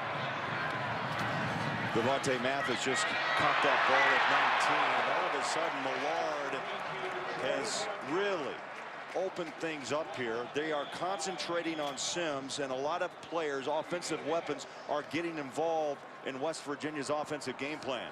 Well, they're throwing the football. They're able to throw the ball. They're taking the quick hitches. They're throwing the quick screens. They're throwing the bubbles. And that's what they're going to have to do. No matter who it is, they're going to have to throw the football right now to soften up this Texas defense, because I don't believe that Texas is going to consistently line up in a formation that's going to allow West Virginia to run the ball. Got a player down. That's Adrian Phillips, a strong safety. Make sure you stay close. It's a Pizza Hut halftime report with Rob Stone, Eddie George, and Joe Klatt hanging out in Los Angeles tonight. Busy day, busy night in college football. And don't forget, Jay Glazer, exclusive interview tomorrow with Richie Incognito. And you can hear they're going to tease you a little bit during halftime about that conversation. Well, I think we're all there's a lot of waiting to see exactly what Richie says, and a lot of layers of this story, absolutely. and they keep getting peeled away. And I'm sure there's more to come. So tune in at halftime for a sneak peek, and tomorrow the entire interview with Jay Glazer. Coming this way. And Incognito.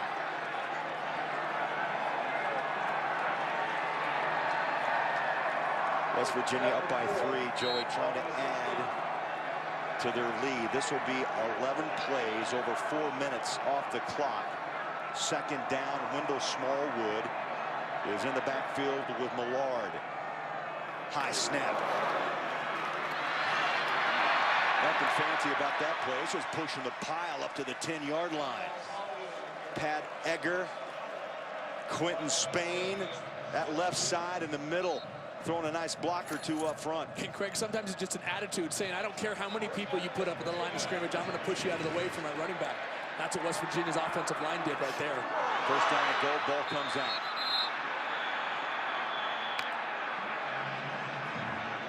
Timeout. Timeout, West Virginia. They'll burn their 2nd. Holgorsen can be very animated. And he's dancing a bit right now. Not happy with that fumble exchange. He could say he wears his emotions on his sleeve. Never one to shy away from an interview or hide what he's feeling. Well, he understands the importance of these downs, plus the clock now working against West Virginia. He wants his touchdown. He doesn't want to settle for a field goal. He'll take it, but he'd rather find 6. Tip your hat to this guy. Millard started 0 for 5. He was short hopping everyone, Joey. And then since, he's hit 8 of 10. And he's flirting with 100 yards through the air. Well, he's been quick, he's been efficient, he's been decisive. That's what it takes to be a quarterback in this West Virginia offense. Just make a decision and go. The last 2 drives, or the last 2 times they put drives together, you've seen the tempo going. You're so used to seeing Holgerson's offense get rolling with tempo. And when your quarterback makes quick decisions, it allows you to play with that tempo. Now Texas wants to burn a timeout, both with 1 remaining here in the final seconds. And Joey, I'm guessing Mack Brown just wanted to see what West Virginia comes back with on the field. And they'll try to adjust.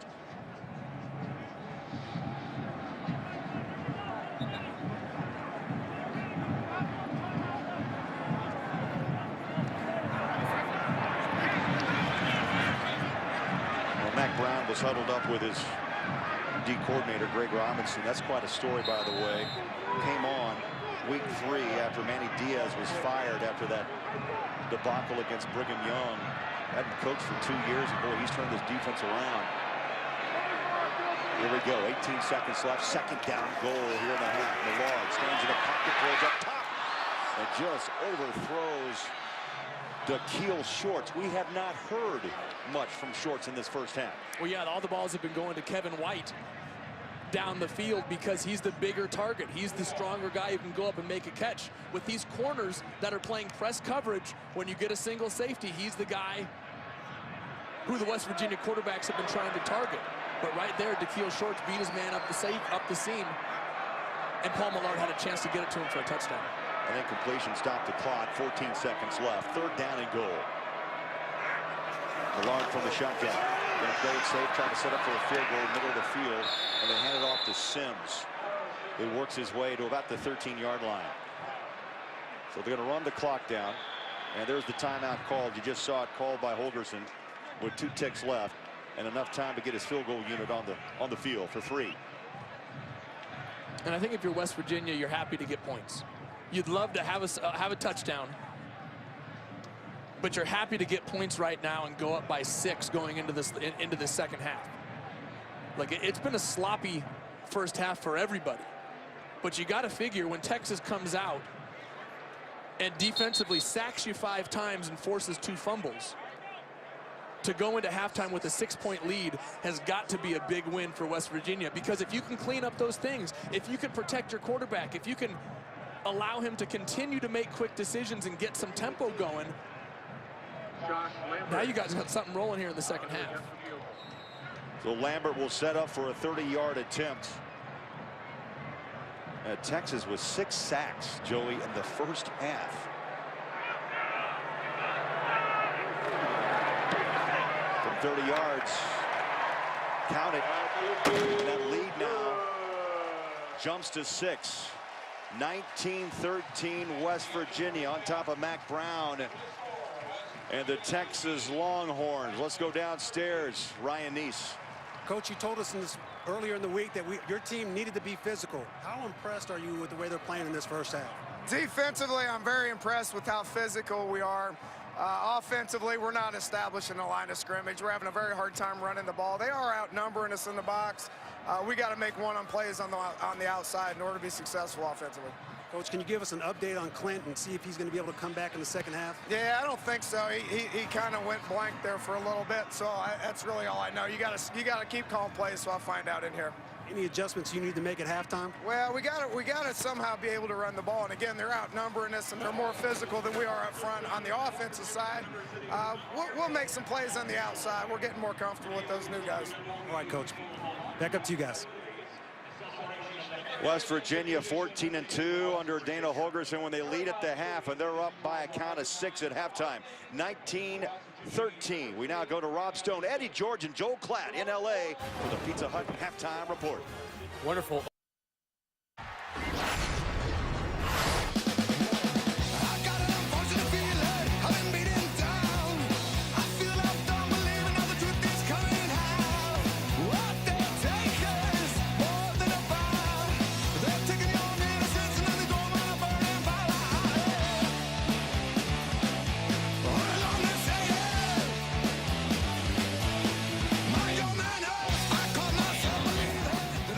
Welcome back to Fox College Football, presented by Kay Jewelers.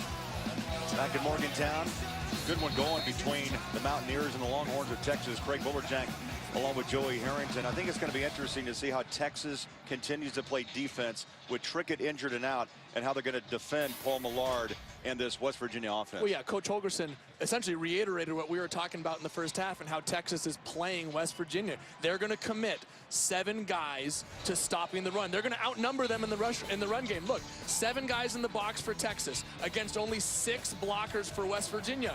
It's going to force Paul Millard to throw the ball against man-to-man coverage on the outside. When Paul Millard shows that he can consistently beat that man coverage, Texas will soften up and allow Charles Sims to get going in the running game.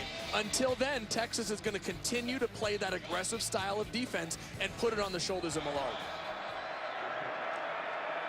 Remember, Texas gave the ball away to start this game. They wanted to start the third, and they've got the kick, and it takes a bounce into the end zone. Let's look at the first half stats brought to you by Kay Jewelers. And rushing yards in this game have been hard to come by. Well, I think the rushing yards are a bit skewed because of how many sacks Texas has had. But that still doesn't take away from the fact that they're not running the ball as well as they thought they would. Coach Holgorsen said the same thing. They are being more physical than we are up front. Texas's defensive line is being more physical. But on the flip side, West Virginia's defense is also being more physical than Texas's offense. One of those things is going to have to break here in the second half.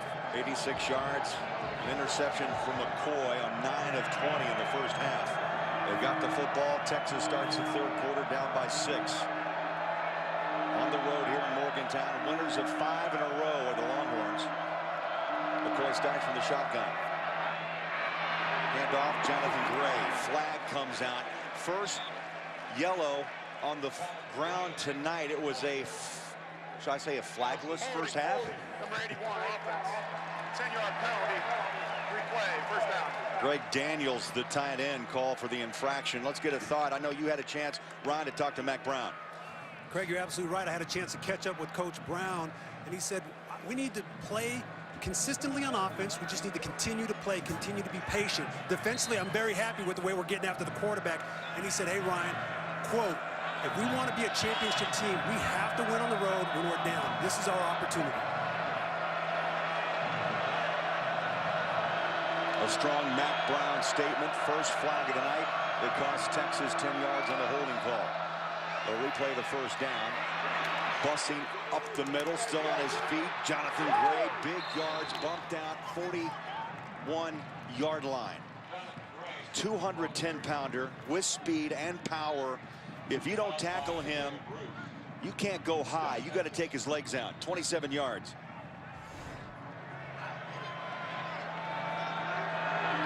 Able to run through a couple of tackles. Now McCoy glances to the sideline. First and 10.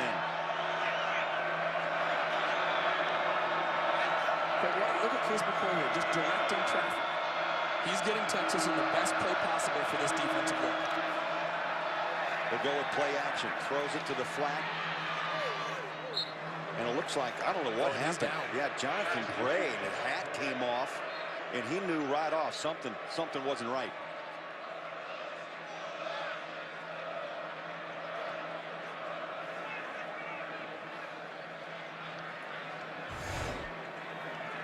What do you see, Joe? Calf? Just pulled up? I don't know. I don't know. Oh, right there. You could see that flutter. Did you see that little flutter on the calf? In his calf? Well, it didn't look like he twisted anything. He hobbles to the Texas sideline. We'll try to get an update. Malcolm Brown. We've seen a couple of fine players go out tonight. One in Trickett for West Virginia, the other for Texas. Their fine defensive tackle, and Chris Whaley. Not much up the middle. Hey, Craig, watch this. Watch his right calf here. It's just going to flutter here as it hits the ground. Look at that. Oh, right there. Wow. Great angle, great replay.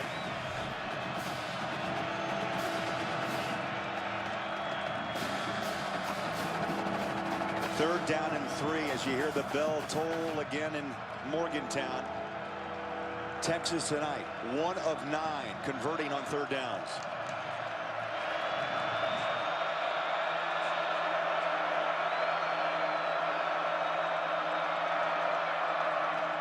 Pressure. McCoy lets it fly up top, and at the last moment, reaching in to knock that ball away was Daryl Worley, the true freshman, and the pressure came quickly off the edge by Will Clark.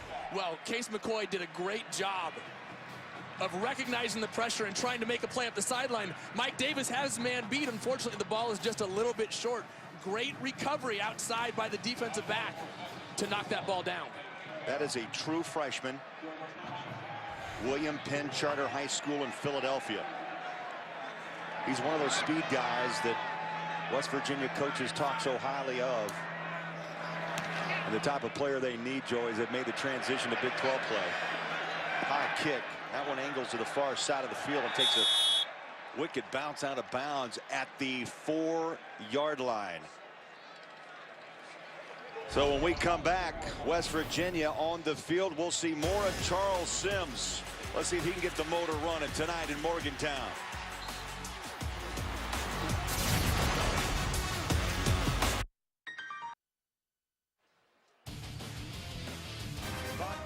Fox College Football is sponsored by Pizza Hut. We celebrate those who go for greatness. Pizza Hut, make it great.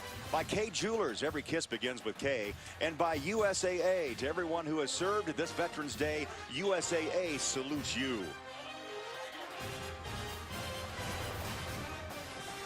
Craig, I think it's obvious that this is not a cramp now. Jonathan Gray heading back to the locker room. Unfortunate for this young man, but if you're Texas, you're lucky that you have 2 very talented running backs behind him in Malcolm Brown and Joe Bergeron, who've each had a lot of success from the running back position. Good talent behind West Virginia's front line. Charles Sims, not much. And there he goes. What a talent. 9 carries tonight, 59 yards, over 6.5 yards a carry. And I'll tell you, one reason why you are a big-time program, you have to have depth, and Texas does at the running back position. Well, yeah, Jonathan Gray was 2nd in the Big 12 in rushing with 724 yards coming into this game. But Malcolm Brown over the last 3 weeks has had nearly 300 yards and 6 touchdowns. And then, like we mentioned earlier, Joe Bergeron had 16 touchdowns last year. So they have the horses there to continue this running game.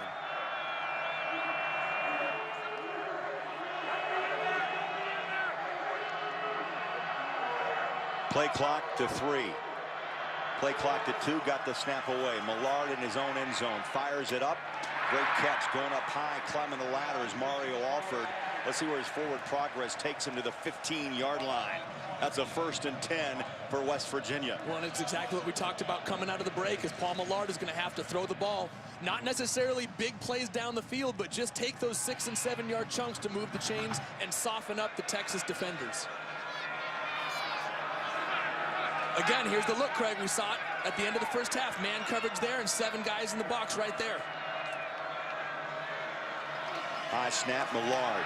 Quick throw, ball batted down, picked off. Adrian Phillips, and yet another turnover, and Texas is going to take it over after the pick by Adrian Phillips. There's the pressure we've seen all night from Texas's defense. 5 sacks in the first quarter, causing 2 fumbles. They're loading the box up with 1 more guy than you could block in the running game, forcing Millard to throw. D-line comes clean up the middle, tips the ball, and Adrian Phillips makes a great interception and puts Texas, sets them up with a great field position here, knocking on the door. Now Malcolm Brown put up those big arms. Number 90 deflected that pass.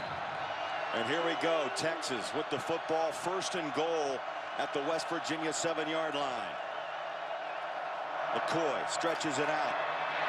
Malcolm Brown hits the edge, cut down. What a tackle by Carl Joseph. Went down low and knocked his feet out at the 8-yard line. Well, Carl Joseph did a fantastic job of staying alive. He had a blocker right in front of him. He shed him off with his hands, got up and made the tackle, didn't allow him to get outside. Back to the ground they go.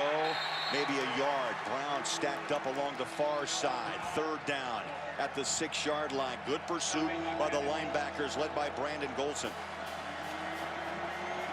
What do you call? Going to run it? I don't think West Virginia's going to allow you to run it. They've shown the last 2 snaps that they're going to load it up, force Case McCoy to throw the ball up. I wouldn't be surprised if you saw a jump ball to Mike Davis. Look for that pressure again that West Virginia has shown on 3rd down up to this point in the ball game. Joe Bergeron, 24 in the backfield alongside McCoy. 3rd down and goal.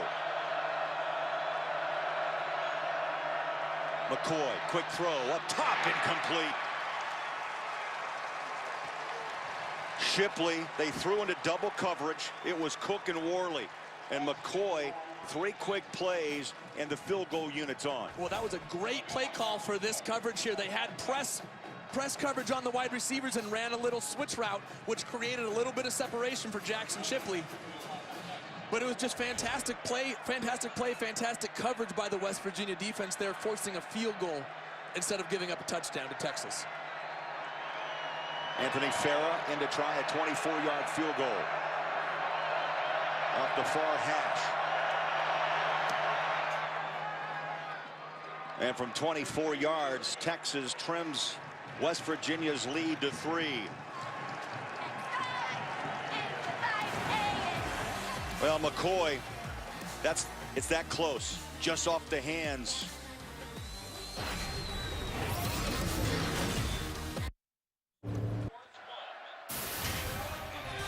Fox College Football is sponsored by Nissan, innovation that excites. Now they're excited tonight here in Morgantown. As well they should be. 19-16 over Texas, winners of 5 in a row. Hey, look, Craig, I would be excited, too, if you told me that West Virginia was going to turn the ball over 4 times, giving Texas 4 trips into the red zone, and only allowing 1 touchdown. And still having a 3-point lead. Absolutely. Texas has to find a way to convert these turnovers into touchdowns. I mean, think about this. They have, what, 6 sacks tonight? 6 sacks tonight. They had 5 in the first quarter, and they only have 16 points on the board. I think the other surprise of this game is West Virginia's defense. Up the middle, they've been quick on the edge. They come up with some big plays in the secondary, knocking down that last pass to Shipley.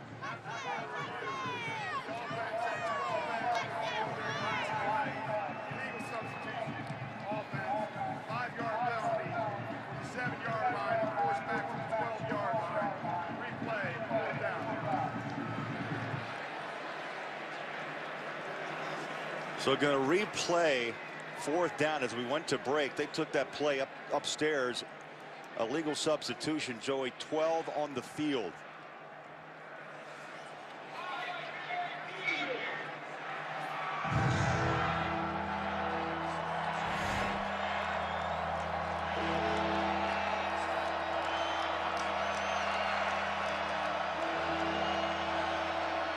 And there's the extra man.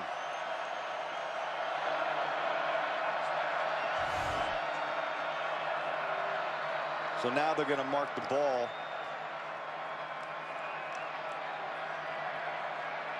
And a field goal of 29 yards. 2 for 2 tonight, 37-29 for Anthony Farah.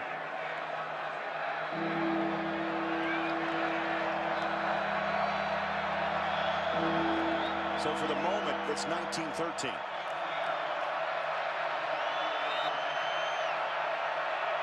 Again off the far hash.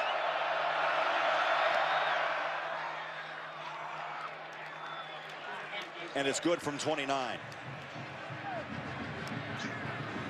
And it remains now 19-16. Doesn't change the fact that Texas has to score touchdowns. Whether you kick the field goal once or twice, it's still only 3 points. I mean, that's been the story of the night for both teams. Texas has turned the ball over. West Virginia has turned the ball over, but neither has consistently been able to score touchdowns. Well, I call it mayhem in Morgantown.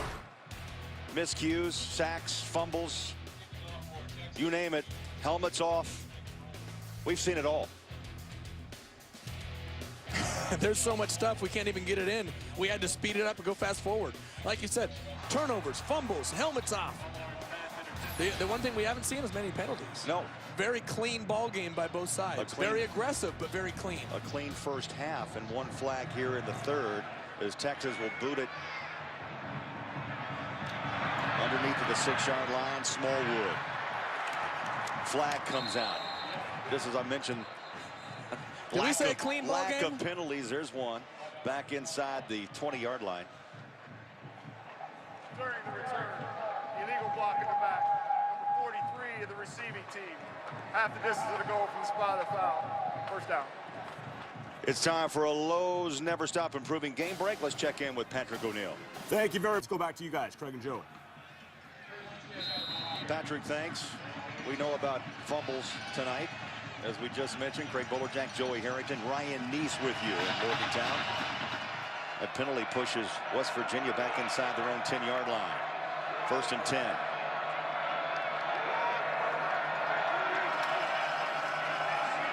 Between the tackles, watch out. Sims breaks a tackle, finds open field 30. He's at the 40. And a touchdown-saving tackle. Texas jumps right on the back. It's Diggs, Quandre Diggs. Got a hole as Sims up top and took him down. Well, that's the risk you run when you play that aggressive style of defense. If you allow the running back to get past that first level, there's less people in the secondary to make the tackle. And a gain of 34 gives West Virginia a first down. Quick pitch, far side. Kevin White hit high and low, and he's knocked down at the 47-yard line by Duke Thomas. You know, it seems like from my vantage point, Millard seems to be a better, more effective quarterback with a more high-tempo offense. Well, that's what they're doing right now, is getting back to that West Virginia tempo. Now 2nd down and 5 as they hurry up and they hand off to Smallwood. He'll push his way past the first down marker to the 46. Nice drive after the penalty pushed West Virginia back inside, Joey, their own 10-yard line. They're moving with confidence. Another first down, 46-yard line. Millard, 3-step drop. Flips it out to Smallwood. Stiff arms his way, tiptoes down the sideline, pushed out, 38-yard line. Let's check in with Ryan Neese downstairs. Joey and Craig, one of the things that's been impressive about this West Virginia offense is their ability to get the ball out of Millard's hands very quickly, which is not allowing Texas defensive linemen to get in the backfield. When he sits back there, they get to him. But right now, the ball's coming out so quick, they're on their heels. Also, you're going to wear down that front four. You're going to have to force Texas to substitute. Hard to do so with this hurry-up offense. Again, up the middle, banging is Smallwood. Joey, the old gunslinger you are, as a quarterback, you like that 2nd down and short yardage. Now you move the chains, fresh downs. Well, yeah, I think Ryan hit it on the head. They've got a tempo going. The ball's getting out of Millard's hands extremely fast. He's making quick decisions. That's the key, is he's making quick decisions and just getting the ball out. That time a misread as he threw it into the back of Nikhil Shorts. He had two receivers in the area. Mario Alford the other. Sometimes hurry up can be a great friend. It can also come back and bite you on occasion. Well, you know what? Right now, I think it's the friend of West Virginia, because Texas was really teeing off on Clint Trickett there in the first quarter with 5 sacks. Now they've been able to somewhat neutralize this pass rush for Texas by simply throwing the ball quickly. Smallwood, Witten motion. Millard throws far side. Nothing fancy, pitch and catch. Smallwood, watch out, cuts it, 10, 5, down to the 2-yard line. Smallwood, and he got a block from Jordan Thompson and nearly found the end zone. Well, Pick up a 29. He got a block from Jordan Thompson, but then he makes one-man miss, and this is what happens if you commit players to stopping the run at the line of scrimmage. You leave your DBs one-on-one on the outside. West Virginia 1st and goal at the 3-yard line. High snap, Millard wants to run. He does. And gets back to the line of scrimmage.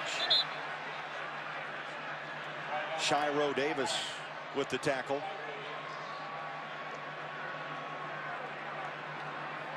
He stumbled a bit out of the gate. That snap was a little high and never got rhythm on the run. Hey, Craig, let's see if we go back to that power running game that Coach Holgorsen talked about and see if Charles Sims, right here in the backfield, They did it earlier, right off tackle. They said they'd run in power at least 20 times between the tackles. Instead, they run on play action. They roll and they throw, and it's incomplete to the H-back, Cody Clay. And you're going to have a roughing the passer here, Craig. Late hit on Millard. Personal foul. Roughing the passer. Number 55, defense. Half the distance to the goal. Automatic, first down. That's a middle backer, Dalton Santos. Well, Craig, they faked off this power. Earlier in the game, they ran the power off tackle for a touchdown. This time they fake it to Charles Sims. He had the fullback in the flat. Millard was a little bit late and a little bit low getting the ball to him, but they benefited from a roughing the passer penalty. Yeah, you saw Santos go to the face of Millard, first and goal.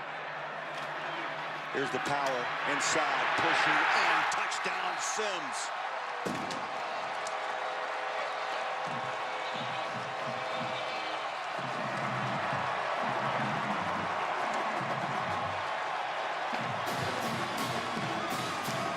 Well, that's twice now, Craig, that West Virginia has capitalized on a Texas turnover by running power on the goal line and just shoving it down Texas's throat. They tried to get tricky on the last play, missed the guy in the fullback, or in the flat, said, you know what, we're coming right back to it, try and stop it. Sims finds the end zone for the third time, and the PAT is up by Lambert.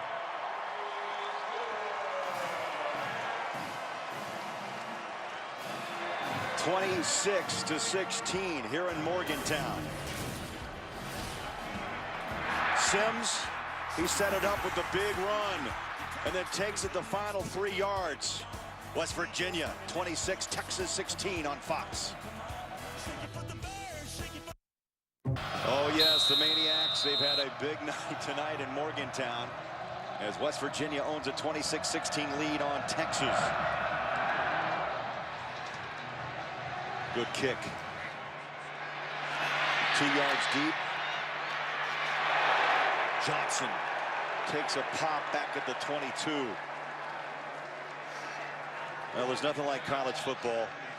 There's nothing like Maniacs in Morgantown. That's the great part about college football, is that student section there. You don't get the student section in the NFL too much.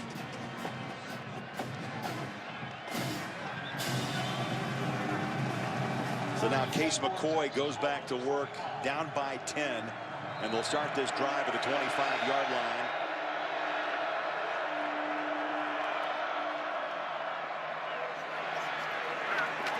Malcolm Brown runs it to the 30, a pickup of 5.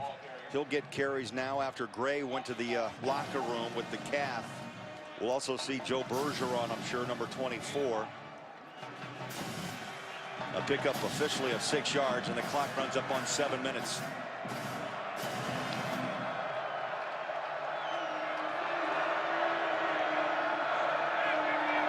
Little quick toss.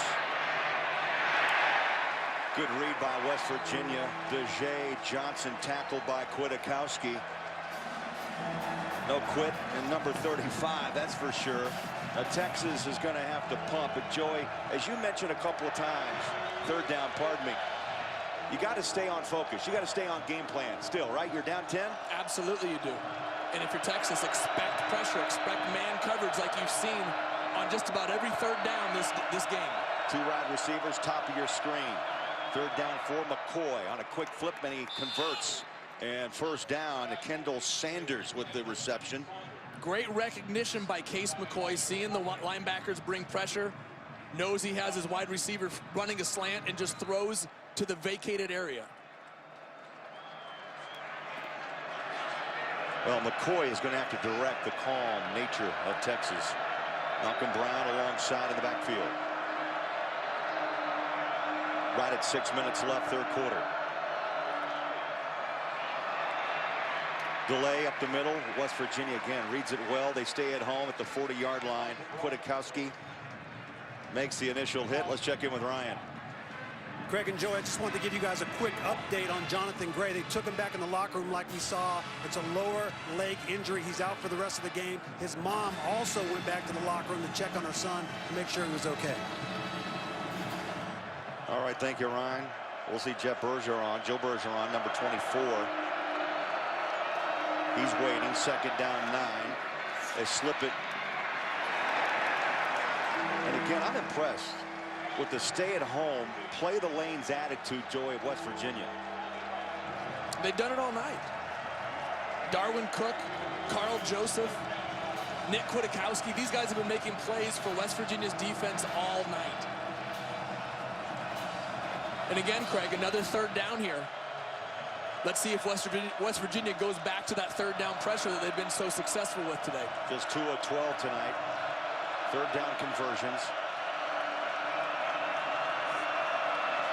West Virginia showed blitz. They pull back. McCoy in the pocket, slings it in traffic, and the ball is caught just past or right at the 50-yard line, and that is a big catch. Jackson Shipley went up top and grabbed it in front of K.J. Dillon. And that's who Case McCoy goes to when he needs a 1st down conversion. Jackson Shipley is his security blanket.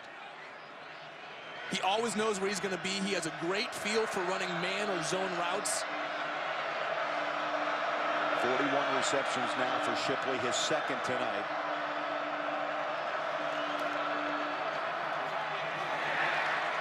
Toss it to Shipley again. This time, though, out in front, incomplete.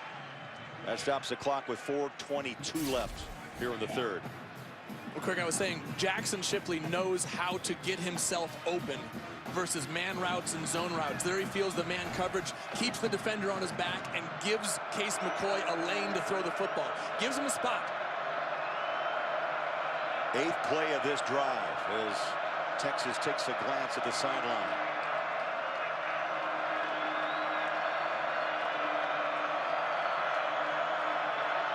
McCoy calm with 4, with 3 to hike it. Got it away. Stands in the pocket, throws up top, has a man right on the button. Gonna walk it in, touchdown, and Mike Davis. Wide open, he got behind Worley, the freshman, and Texas, just like that, goes 49 yards. Well, if you play that aggressive style of defense over and over and over against a talented team like Texas, eventually you're going to give something up. Watch the protection here by the offensive line, picking up the blitz and allowing Case McCoy to find his one-on-one receiver outside. And there aren't too many guys in the country who can run with the speed of Mike Davis.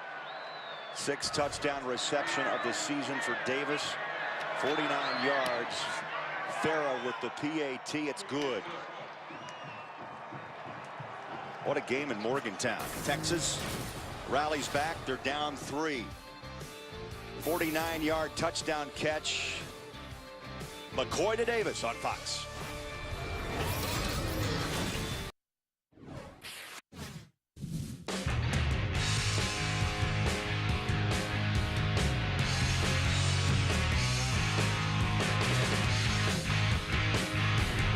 So far, a night of emotion, a night of sacks, a night of miscues, and a close one. 26-23, West Virginia trying to stop Texas' 5-game winning streak. McCoy just went up top 49 yards to Davis. 8 plays. Enjoy the most important part of that drive. They were 2 for 2 on 3rd down conversions. Well, Case McCoy has done a great job of recognizing when to take a shot and when to run the ball. And there he had the opportunity to take a shot up the sideline to Mike Davis, and it paid off. Alford takes a knee 2 yards in. And Joey, how about if we look at the Heisman watch brought to you by Nissan? Well, you know what? People think that Marcus Mariota should be knocked out of this conversation, but I think that he should fall back from the clear front runner into the pack of players. Bryce Petty has a great chance to move up with games against Oklahoma State, Texas Tech, and Texas. Jameis Winston continues to do what he's done all year, and A.J. McCarron just continues to do what he's done his entire career. Win football games and put up big numbers. You know, I hate to say he facilitates or manages, but he does. Rarely makes a mistake, and one reason why Alabama stays on top in college football.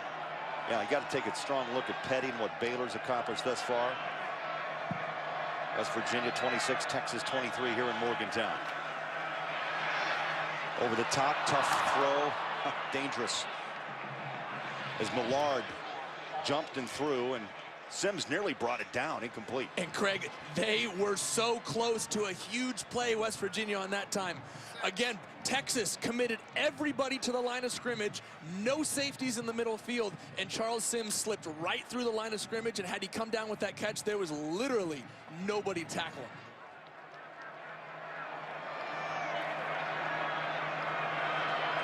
Second down and 10.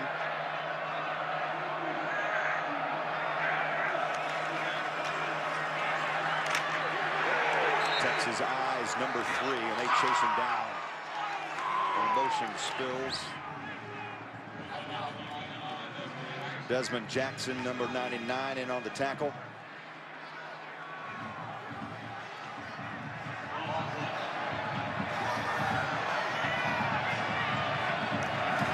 That's a loss of 1. Millard pedals back, pressure, down he goes. Ball comes out, it was batted, and now there's a pile up at the 25-yard line. Millard, Joey, has had struggles tonight hanging on to the football. And take a guess, take a wild guess at who that pressure came from. Jackson Jeffcoat off the edge, another sack fumble. He has been an absolute terror in the West Virginia backfield tonight, and they nearly come up with another fumble recovery there, setting up their offense on a short field. I just happened to glance at the swim move he put on the redshirt freshman, Adam Pankey, the right tackle. Didn't have a chance. Johnson awaits the punt. It's a good one. Pedals back to the 26. Deshae Johnson, so quick, spins out of one tackle and works his way to the 33-yard line. Timeout in Morgantown. Good one. 26-23, Mountaineers.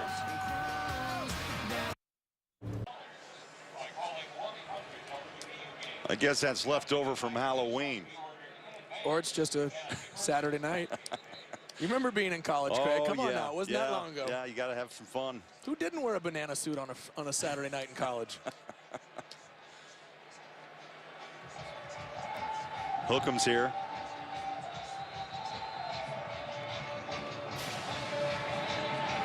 McCoy. Back to work he goes.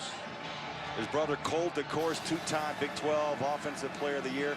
McCoy told us, look, I'm going to keep the family name alive. And he's doing the best he can.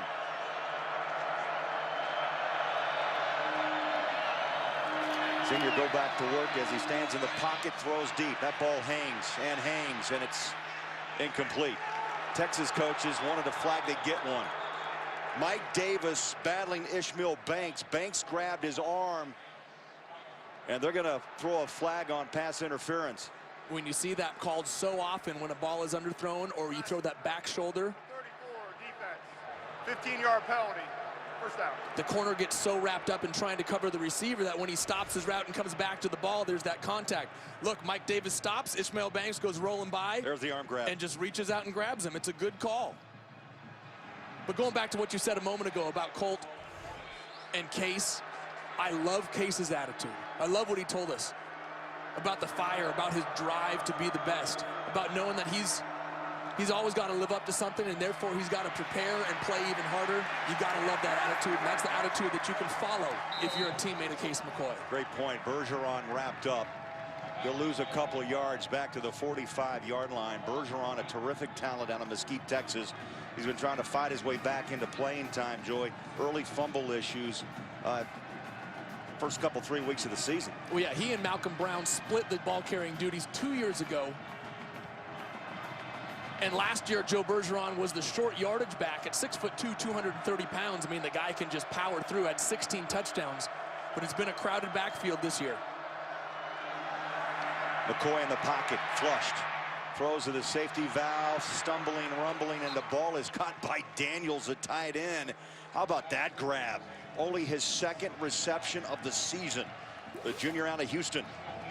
And had he come down with that ball cleanly and had a chance to hit the sideline, there weren't too many defenders out there for West Virginia.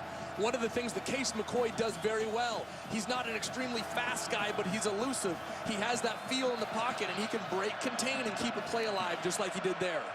Crowd's up, 3rd down and 5. Under 2 minutes left, 3rd quarter.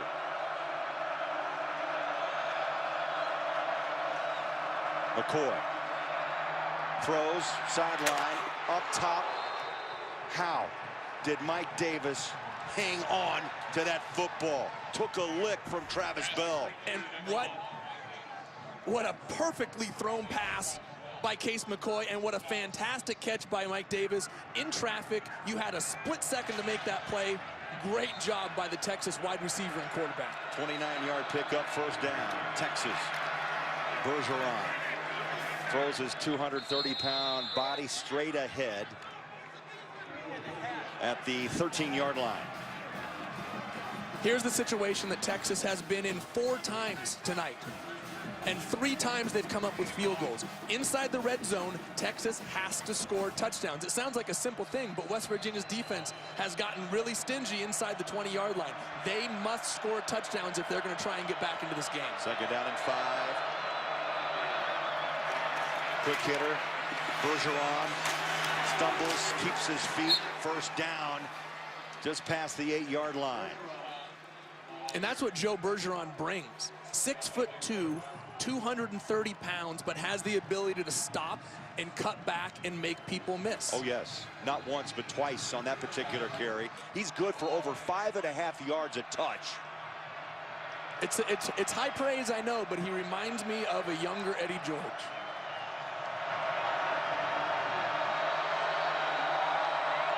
First and goal. Final seconds of the third. McCoy, quick toss up top he goes, and it falls incomplete. He had Jackson Shipley with man coverage with Ishmael Banks.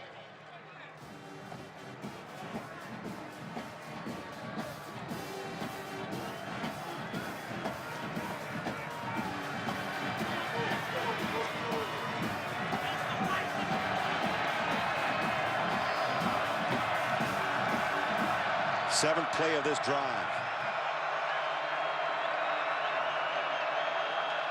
Second down goal. Bergeron trots in, touchdown, Texas.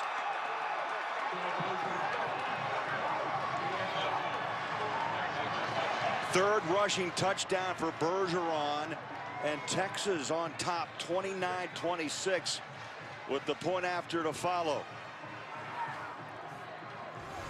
At some point, you have to figure the dam's going to break. If you keep running the ball inside and running it and pounding it over and over and over, you're expecting a defense to wear down in the second half. Texas has not abandoned their game plan of running between the tackles and then taking their shots outside. Farah boots it up and good, and with 16 ticks left on the third quarter clock, the Longhorns up by 4 on the road in Morgantown. Tomorrow from Kansas City, it's the Big 12 Women's Soccer Championship, and these fans in Morgantown will be cheering on their #1 ranked Mountaineers when they take on 6th ranked Oklahoma State. Is the Big 12 Women's Soccer Championship tomorrow, 3:30 Eastern on Fox Sports 1.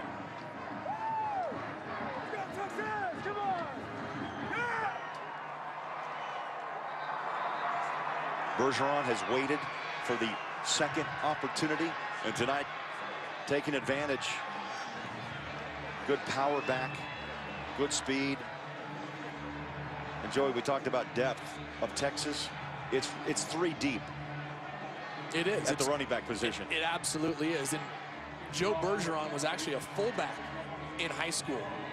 He came to Texas's camp as a senior. They put him on a clock. He ran a 4.4. They thought, hey, we may have something here. Yeah, let's offer him a scholarship. You think? Yeah. At 4.4. 7 plays, 67 yards. Longhorns booted away. It's going to be short. Just inside the 15-yard line. Smallwood. That's a couple of nice returns tonight. Flag comes out. Flag's out at the 32.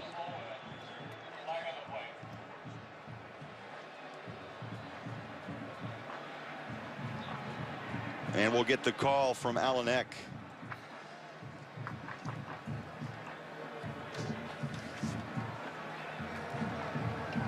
Away from the play, personal foul, face mask, number 35 of the kicking team. 15-yard penalty added to the end of the run. First down. Joey, not the time to get reckless. Time for a game break. Let's check in with Patrick O'Neill. Hey, Craig, thanks. Have quietly won 4 in a row. Craig and Joey, back to you. Yeah, they're trying to turn it around with Notre Dame. 4 straight looking to make it 5. That ball's tipped up and falls incomplete. Charles Sims, the intended receiver. Glad you're with us here in Morgantown. Craig Bolerjack, Joey Harrington, Ryan Neese along the sideline. Milan Puskar Stadium. Texas Longhorns. Oh, they're here. They travel well.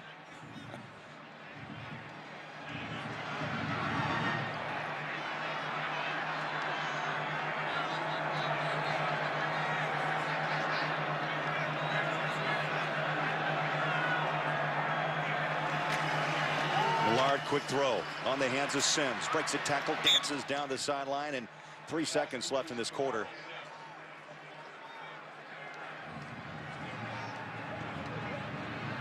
Sims has really shown his versatility tonight, Joey. It's amazing. Catching, running. Well, he's a leading rusher on the team, the second leading receiver on the team.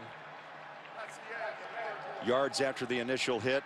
Very impressive. We played 3. 30-26. Longhorns on the road, trying to make it 6 straight wins. We'll be back with a final quarter on Fox.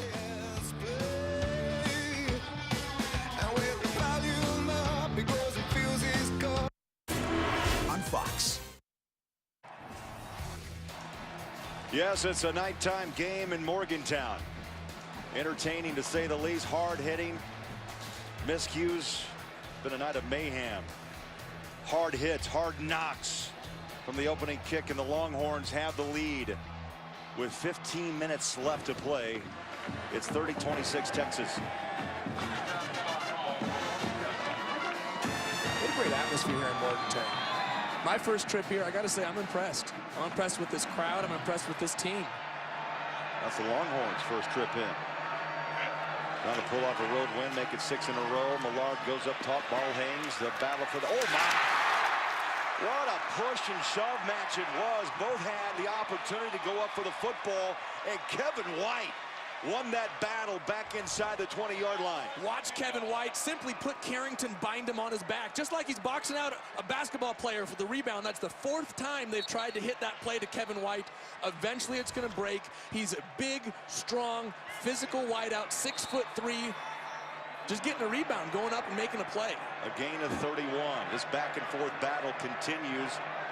Longhorns show blitz. They back out first. Fresh downs, 1st and 10. At the 17-yard line. Sims gets the carry. Breaks a tackle. Oh, what a move. Jitters on a 1. Put a hand down, and he gets to the 7-8-yard line. And Cedric Reed and Jeffcoat brought him down. And that's what happens when you make a play in the passing game. It allows you to come back with a play in the running game. The defense is thinking about that. They have to soften up. They have to honor something outside. Millard is going to have to continue to make those plays in the passing game if they're going to want to run Charles Sims here in the 4th quarter. A pickup of 8, 2nd down and 2. Millard, timing pass up top. Jump ball, incomplete. Kevin White, they wanted to use that 6'3" frame again up against Bindum.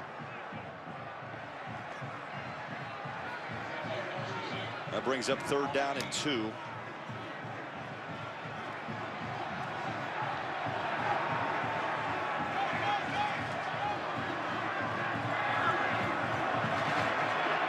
Here's that look again, Craig. No safeties in the field. Bouncing outside, Dreamer Smith. Touchdown, Mountaineers.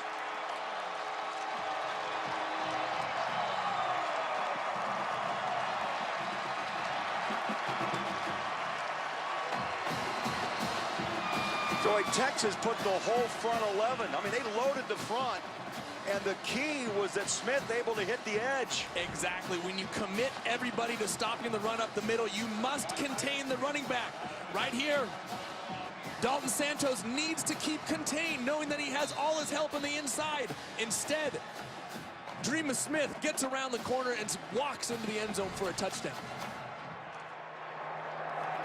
Extra point through the uprights. We're bouncing around in Morgantown. What a game. West Virginia retakes the lead over Texas. 33-30. Dreamus. What a dream run. He's up. He gives West Virginia a 3-point lead.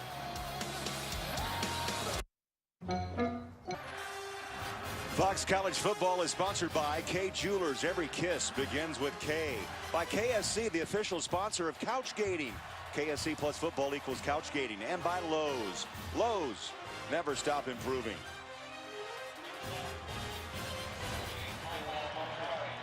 Dreamus Smith caps off an 6-play, 52-yard drive. How about West Virginia? A season-high 4 rushing touchdowns against Texas. Well, they didn't fold. I mean, a lot of people may have thought that West Virginia would just fold after Texas goes in and scores a touchdown to go ahead. But this West Virginia team is going to fight to the end of this game.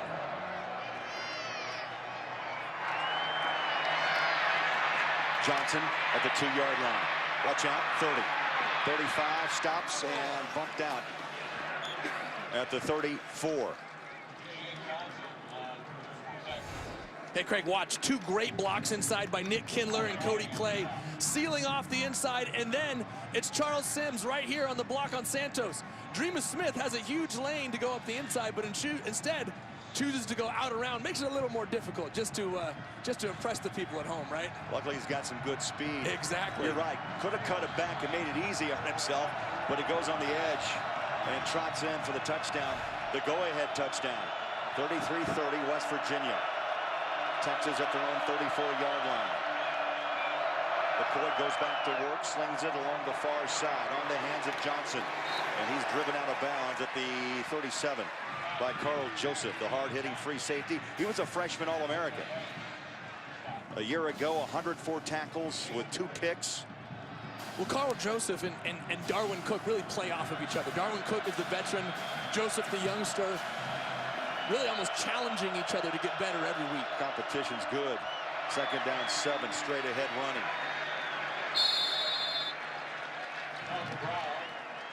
Malcolm Brown, the ball carrier, short of the first.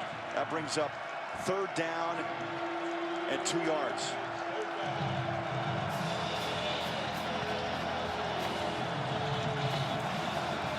And if you're Texas, you got to expect that pressure again. They've been getting man coverage looks.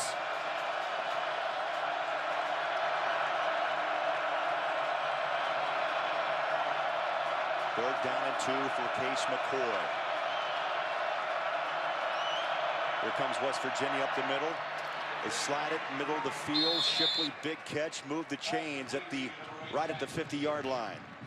And that's 2 drives in a row now where Case McCoy has found Jackson Shipley for a huge 3rd down conversion. If Case McCoy needs a tough catch, if he needs to move the chains, he's going to look for Shipley. Every quarterback needs that possession receiver, and for McCoy, it is Shipley. 4 catches tonight. He had 39 when the night started.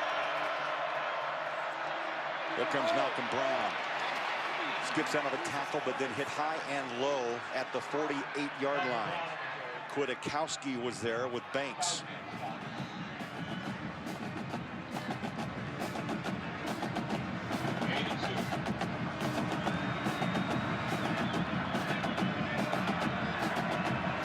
Every yard's been hard to come by tonight. 95 on the ground for Texas, 65 for West Virginia. Sack yards have taken a lot of those yards away for the Mountaineers. 3 wide, top of your screen. McCoy on 2nd down and 8. And here's the pressure look again. Case McCoy getting his team into the right play. McCoy feels the pressure, lobs it, and it falls incomplete. Bergeron, or was it Johnson? Yes, Johnson was running free, and coming up with the pressure was Golson. Let's go downstairs and check in with Ryan Neese. Joey and Craig, you just said pressure. I think the pressure lies on Texas's offensive line. They have to do a great job protecting Case McCoy against this pressure of West Virginia's defense, and they got to do a great job opening up run lanes to try to establish the run to allow their offense to continue to move the ball down the field. 5 of 15 tonight on 3rd down conversions. They've made 4 in a row. McCoy in the pocket throws, picked, and a flag's out, picked off. Darwin Cook. Picked off, put a flag back around the 40-yard line. And Craig, I think you're going to get a hold here on the West Virginia secondary. prior to the pass. Holding. Number 9, defense. 10-yard penalty. Automatic first down. The flag's on K.J. Dillon. Well, and here he is right inside, locked up with Jackson Shipley. Jackson goes to the outside, and there it is. Gets his arms, absolutely wraps around. And that allowed Cook to walk in front of that pass and pick it.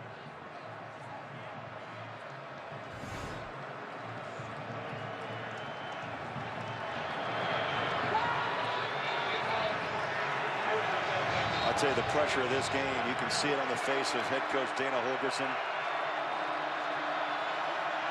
West Virginia holding on to a 3-point lead, under 12 minutes left in this one. Johnson can't get the edge. Dropped for a loss back to the 42-yard line. And guess who made up for that play? K.J. Dillon. Absolutely. The wide receiver for Texas tried to come in and make the block, but K.J. Dillon read the play, recognized it, and reacted. Great play by K.J. Dillon and the West Virginia defense. A loss of 4, second down and 14. Longhorns set 3 wide receivers. Near side, McCoy feels pressure from the edge, flush. He's on the run, stumbles and throws.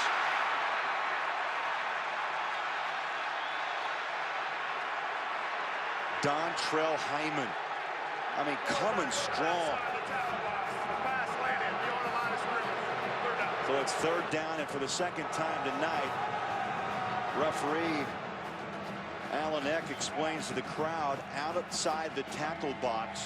And McCoy, you can see that turf, that artificial turf all over the backside of number 6. He's been on the deck quite a bit.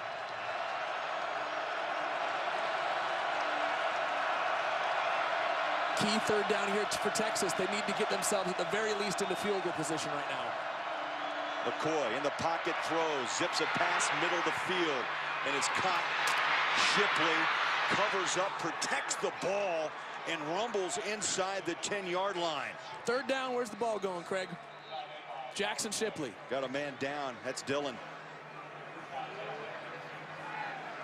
36 yards, and again, you go back to your playing days, did you not have a third down guy? You absolutely...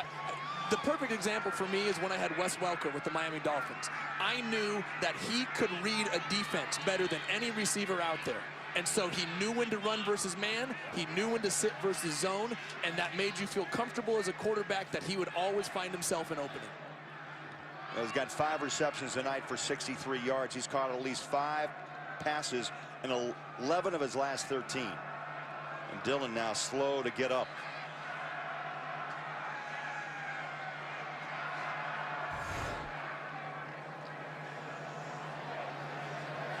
Keep an eye.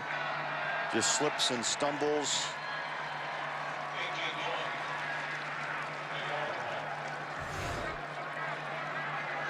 Shaken up, but walks off the field.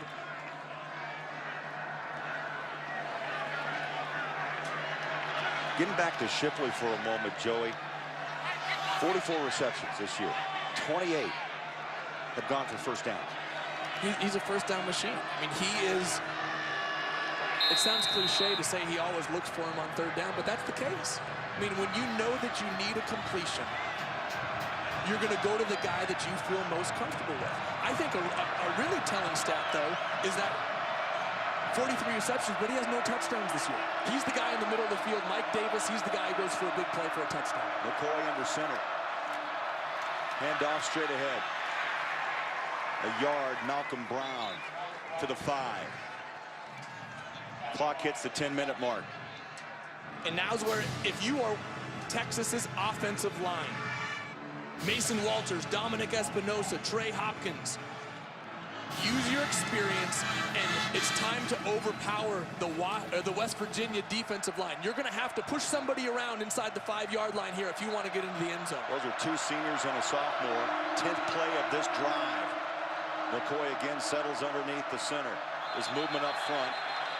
I saw 81 jump. Daniels. Here's the call.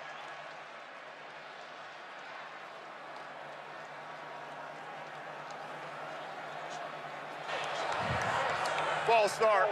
Number 81. Offense. 5-yard penalty.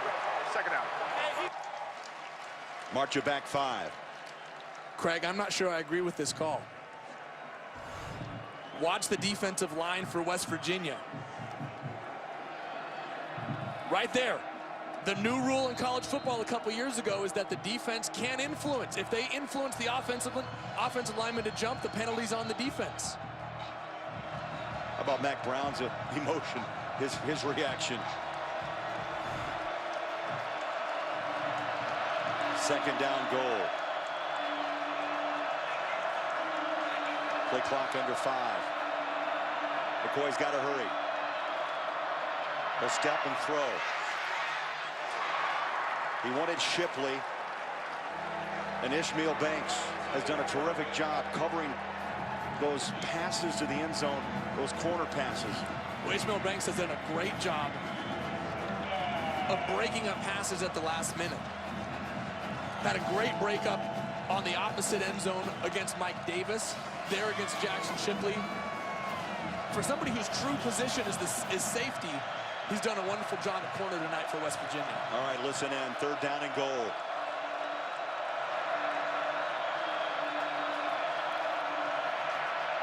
McCoy up top, over the shoulder catch. Touchdown Shipley.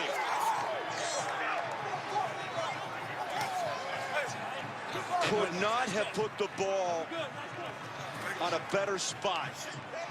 McCoy to Shipley. And when Case McCoy needs a completion, who's he going to? He's going to Jackson Shipley. Jackson runs a corner route from the inside slot here, has the defender on inside leverage.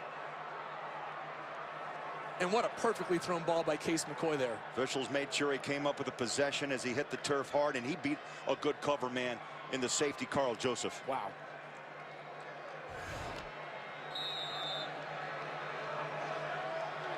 Anthony Farah will try to make it a 4-point spread at the 8:57 mark here in the 4th.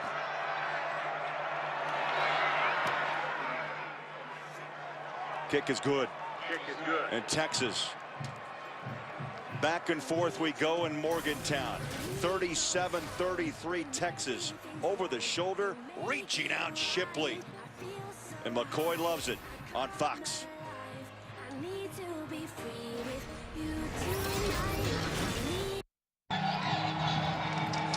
Big 12 standings this season. Here we go. 6th ranked Baylor, 5-0 in conference play, undefeated overall. Texas, they're 5-0 in conference play. Oh, so big here in Morgantown. Well, how about this? The Big 12, the top 3 teams all play each other in the next 3 weeks. Baylor, Texas, and Oklahoma State all have games against each other over the next 3 weeks.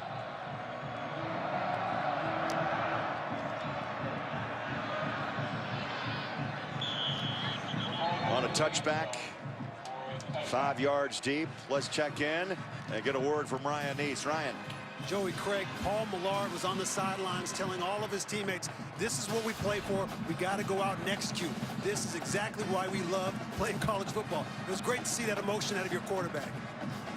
Well, Ryan, especially since Millard's taken over for the injured Clint Trickett, who just joined us. He was hurt in the first half of play. Millard had struggles, Joey, you'll agree, but he's found some good rhythm here after a sluggish start. Well, he has, and he's running Dana Holgerson's offense, I think, like he's used to seeing it. Quick, efficient, he's making great decisions. 37-33 Texas. Millard, flush from the pocket, dumps it to the middle of the field, and flipped over as Sims. In fact, they'll lose a yard on that play as Steve Edmond chased him down. Doing a great job of reading the screen by Edmond, getting off of the block on the inside, and scraping down the line of scrimmage.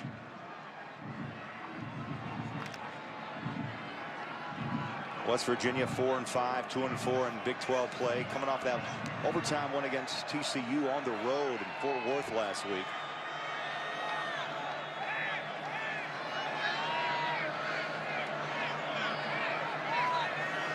Texas again loads up that front line. Here they come. Slipping through for a couple is Sims. Joey, he was just a half a step, one arm away from going. Yes, he was. And Texas ran that look. They ran a few times in the first half where they get everybody up by the line of scrimmage, make the quarterback think that pressure's coming, and then drop out the D lineman. And since the D lineman was there, they were able to make the tackle before Sims took it deep. Millard, middle of the field. Mario Alford off to the races. No one will catch him, and into the end zone goes West Virginia. Well, Coach Holgorsen said going into halftime that it was going to be the wide receivers who were going to have to make a play in the second half, and that's exactly what they did. Great recognition by Paul Millard, great throw, and then just flat-out speed from Mario Alford. Now, how about Alford running away from the Texas secondary? Joey, 72 yards. That breakaway speed's impressive as he outrun Duke Thompson. Outran into the end zone, and this back-and-forth game continues.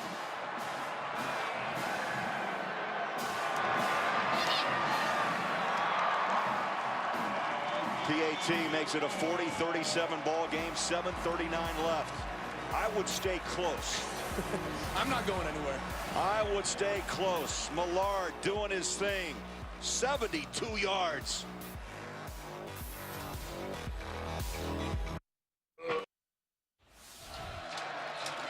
Welcome back to Morgantown, where West Virginia hits a big strike for a touchdown, gets this energy going, gets the Mountaineer going, and gets our Ryan Neese going down there with the push-ups. What do you think, Craig? I think Ryan needs a little more extension. Oh, yeah. I don't know if those if those count. And a little body bump. I don't know, Ryan. You got to work on those push-ups, my friend. You got to have full extension for it to count now. Hey, guys, I got it in. I'm out of breath now.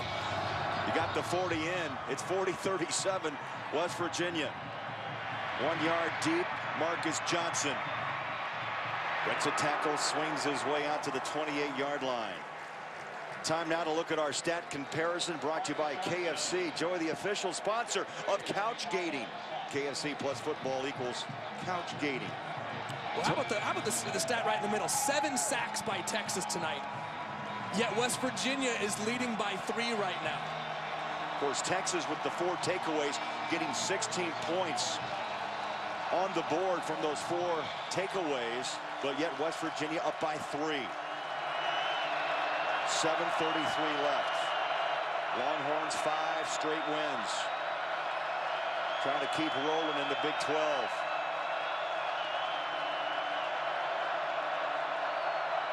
McCoy. Quick throw, pitch and catch. It's Johnson. West Virginia again, great job swarming to the football tonight. I think really one of the bigger stories of this game, we go back to West Virginia, but how they've been able to cover the edge tonight against Texas. Well, yeah, West Virginia has been all over the field tonight, and they've been doing it mostly with 6 and 7 guys up by the line of scrimmage. They're playing a 2-shell to try and stop Texas from throwing the ball, and they're still getting to the edges to tackle the running back. We got a player down. That's Brandon Golson. Trainers are on the field. We'll step aside. 7 minutes left in Morgantown.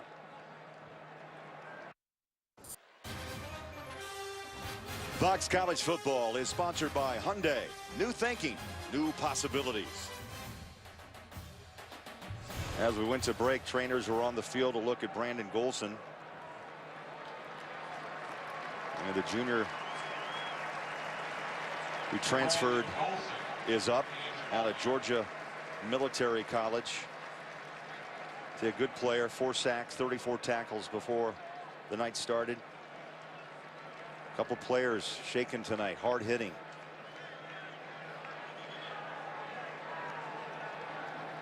And one player that went down earlier, you know, you saw the calf shake and he just took a seat. Jonathan Gray, the talented tailback for Texas. We hope he's going to be okay. Well, he's moving pretty good on those crutches. Smile on his face, seems to have a good attitude. I love the fact that he's back on the sideline supporting his teammates. Malcolm Brown has taken most of the carries after the injury to Gray. He's in the backfield with McCoy. Delay up the middle. Nice call. Brown rumbles to the 35, knocked down by Barber. And here you go, another 3rd down for Texas. 3 times on that last drive. Case McCoy found Jackson Shipley for a 1st down. Clock is under 7 minutes. Third down and 3. McCoy flushed, throws off the hand of Davis. Threw behind him. You're going to play field position here? Oh, you have to. You absolutely punt this football. Over 6.5 minutes left. You've got all your timeouts. It's only a 3-point ball game. Well, you get a punt, you can pin West Virginia back inside their own 20. 6 punts tonight for Anthony Farah. This will be his 7th boot. And Jordan Thompson awaits.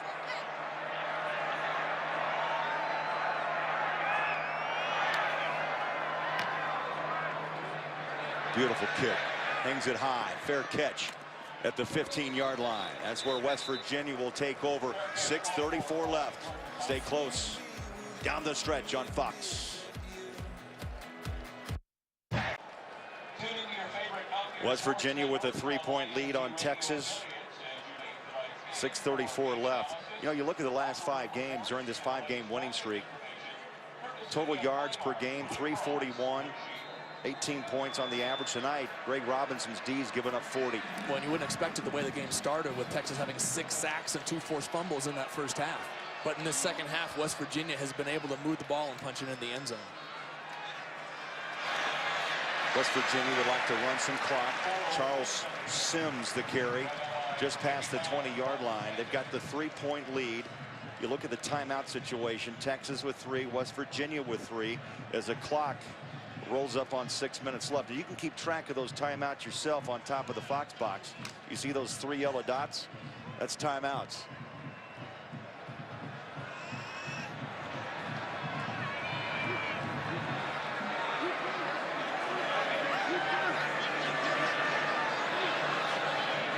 Millard is going to use some clock, and he takes the snap with 7 on the play clock.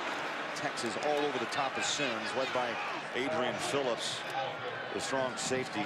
Craig, this is exactly why you punted the ball just a moment ago. You've got West Virginia in 3rd and 6 now, inside their own 20-yard line.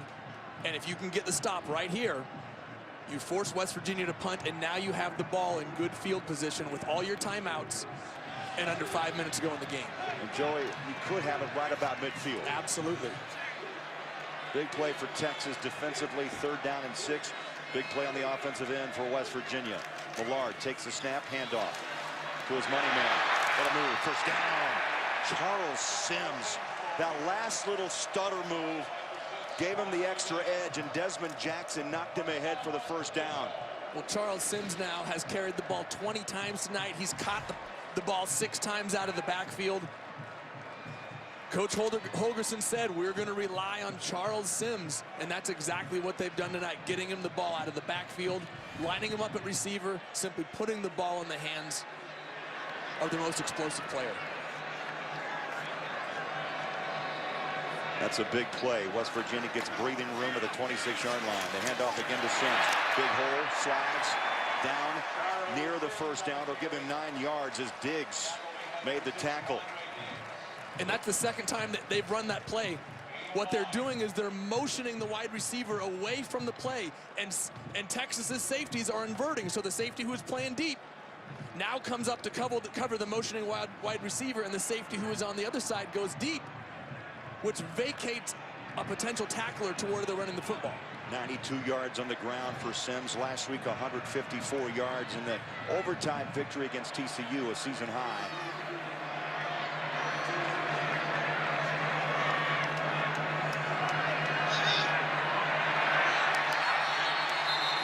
Did not get the play off as the clock wound out. It wound down, and a flag. Prior to the play clock expiring, timeout. Oh, they got the West timeout. Virginia, their first charge of the half. Boy, Dana 30 Holgorsen, seconds in line.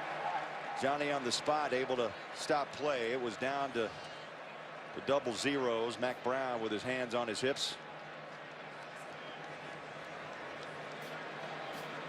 3:59 left.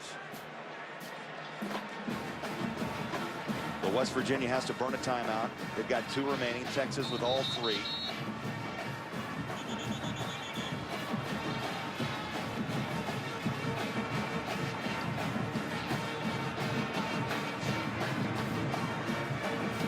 Texas fans concerned. Let's get a quick game break. Back to L.A. Patrick O'Neill. Oh, thanks very much, team. Back to you guys. All right, thank you, Patrick. Yes, indeed, that's a good one, and a good one here on the edge, just short. Goes Sims as he falls forward. And Craig, that was Cedric Reed just reaching the paw out there and tackling Charles Sims before he was able to turn the corner. Cedric Reed at that defensive end position. It's his job to contain the running back. And we talked to Sims yesterday. Quiet. But boy, he does all this talking on the football there's an field. understatement for you.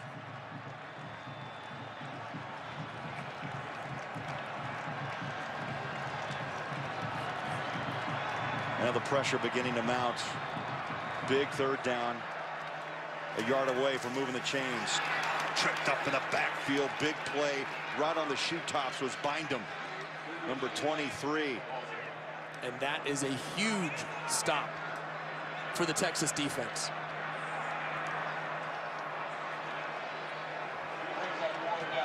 Three minutes, Joey. The clock runs. Texas is what? Going to save the timeouts for the drive? I think that's the right decision. Whether you get the ball back with 3 minutes or you get the ball back with 2 minutes and 35 seconds, this is still probably going to be your last drive of the ball game. O'Toole, a bad punt, and it takes a Texas kickback at the 36. Just a 29-yard punt. And Fox Sports Supports is proud to partner with Stomp Out Bullying, the leading national anti-bullying organization for kids and teens in the U.S. Stomp Out Bullying focuses on preventing bullying and digital abuse. It educates against racism and hatred, violence in schools and online, and helps at-risk students. To learn more, visit stompoutbullying.org. All right, I'd say buckle up down the stretch here, Joey. 2:35 left. Three-point game.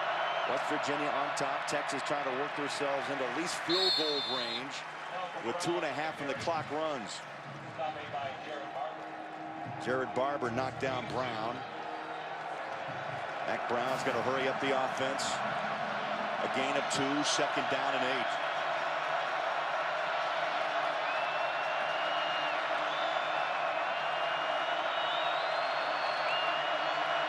McCoy stands tall in the pocket, throws it. And Malcolm Brown, his safety valve. There was nothing over the top. He goes underneath, and Brown's short of a first down. It'll be 3rd and short. Officials set the ball. Here we go.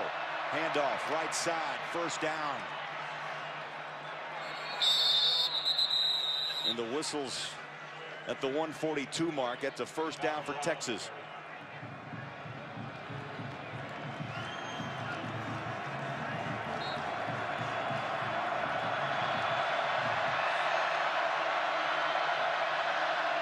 Right at midfield. And Craig, West Virginia is still playing with 2 high safeties, giving a look, almost daring Texas to run the football. And they do. Middle of the field, straight away Brown. He carried 17 times last week for a couple of touchdowns, 2 3-yard plunges in that runaway win against Kansas late. And Craig, I think with 3 timeouts, Case McCoy, he can still run the football, and he can also still afford to throw the ball to his checkdowns in the middle of the field. McCoy throws incomplete. Kendall Sanders, the intended receiver, the high school All-American 2 years ago. Now what do you do? Wow. 3rd down 7. Career long for Anthony Farah. Keep in mind his 50. If you're Case McCoy, you still get your team into the best play possible. Don't be afraid to run the football here. And if you're throwing it, don't be afraid to look for Jackson Shipley. 4 wide, 2 top, 2 low. McCoy, shotgun, pressure, up top he goes. That ball floats incomplete, down inside the 25. And that brings up 4th down. KJ Dillon came in with pressure. Now you're looking at the ball game on 4th and 7. You got to convert here to keep the drive alive and to keep this winning streak alive for Texas. Timeout, timeout Longhorns. First charge of the half. 30 seconds in line. Well, so here's what I'm thinking if I'm Texas. West Virginia has showed pressure on critical 3rd and 4th downs up to this point. They showed it on that last play. They brought pressure off the edge and forced Case McCoy to throw the ball sooner than he wanted to. So I'm anticipating pressure. And I'm also thinking, who's my go-to guy? How can I get Jackson Shipley matched up in a situation that can take advantage of that West Virginia pressure?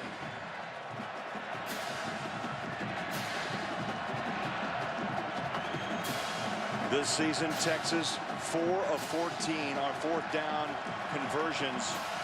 They need 7 to keep this drive alive and at least give Farah a chance to tie this game and force overtime.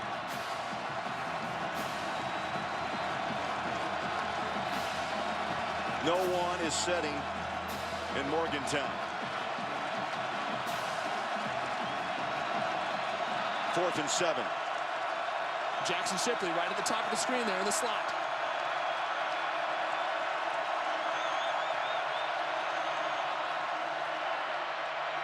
McCoy throws, caught by Shipley. Cover 0. They brought 1 more than Texas could block. Jackson Shipley recognized it. And Holgorsen just got the timeout called. Timeout. West Virginia. He had 2 to use and he uses 1. He's got 1 remaining.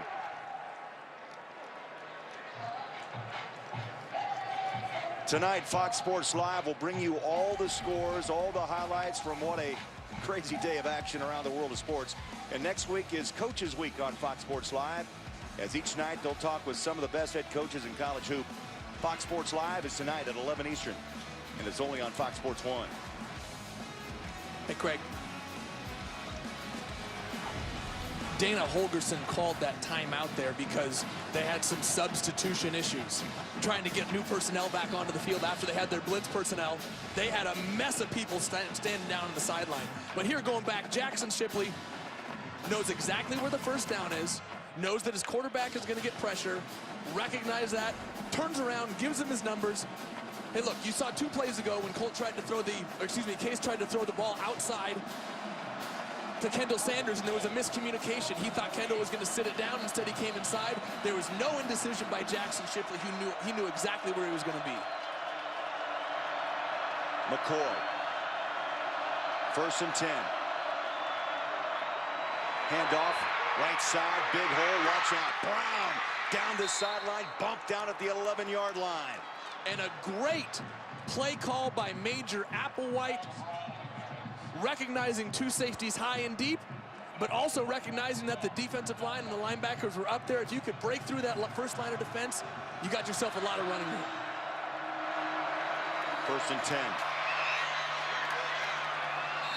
And a pile up on Malcolm Brown. Joe, I think Mack Brown right now is thinking he doesn't want to go to overtime on the road. He wants the W and push that winning streak to 6. That was a huge run by Brown. 2nd down 7. Brown again reaches maybe a yard. Shaq Rao, big tackle, big number 90. Wrapped him up around the ankles. Texas burns their 2nd timeout with 21 ticks on the clock.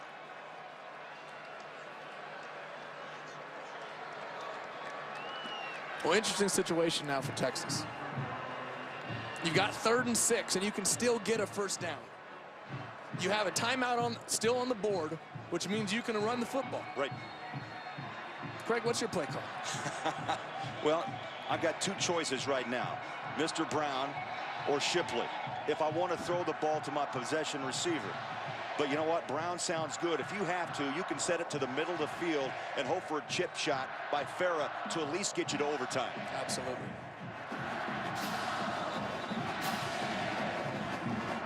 McCoy's got the headset. I wouldn't be surprised if you saw Texas run the football here, Craig. They just got the play from Applewhite. Timeout's important. 1 remaining for Texas, 1 remaining for West Virginia. Craig, pay attention to the number of safeties that West Virginia has. You'll see him probably sitting around the goal line. If there's 2 guys back, anticipate Texas to run it. If they're up and pressed, don't be surprised if they throw. 11th play of this drive. Let's listen in. McCoy up top.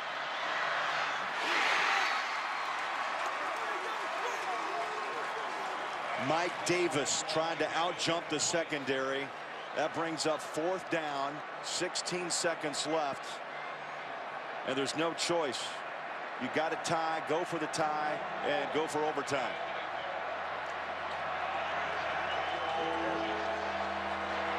(11 of 11 from 20 to 29 yards this season. This will be from 24, middle of the field.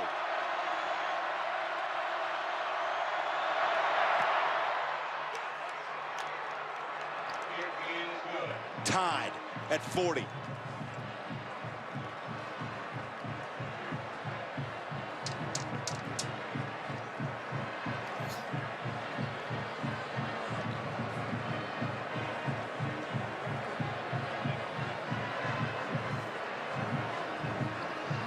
It's been a pressure cooker all night. As I'm watching these coaches, Gosh. Dana Holgorsen, I'll tell you, he's been through it. I'll tell you, that man's been through a lot. Mack Brown, 16th year. He won a national title with Texas in '05.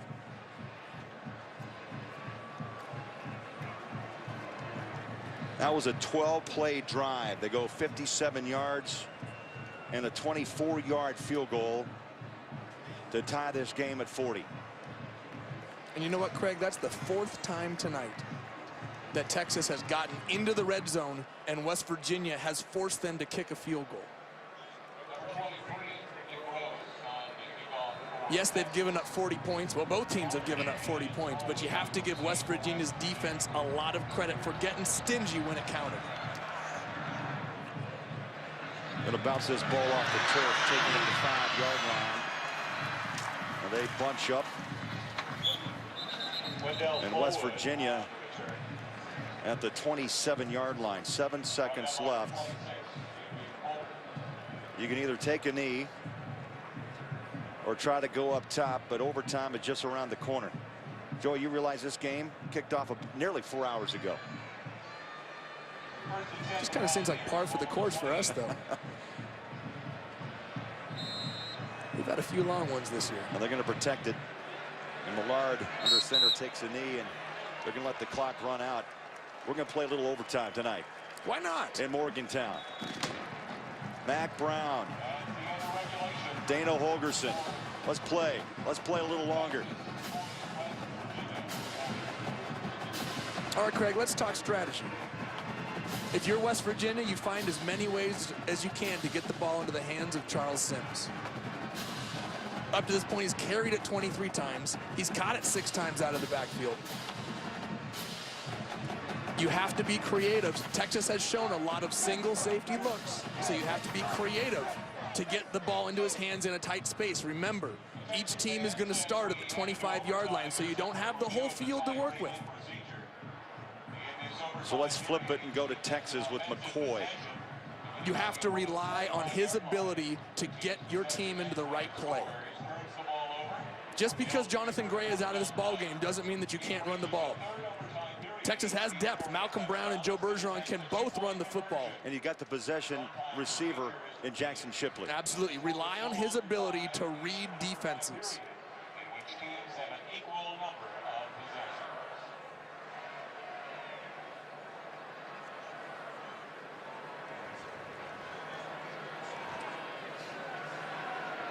Just been told they've got to review upstairs at Jack McDonald whether or not there was 12 men on the field. And let's get the call from Alan Eck.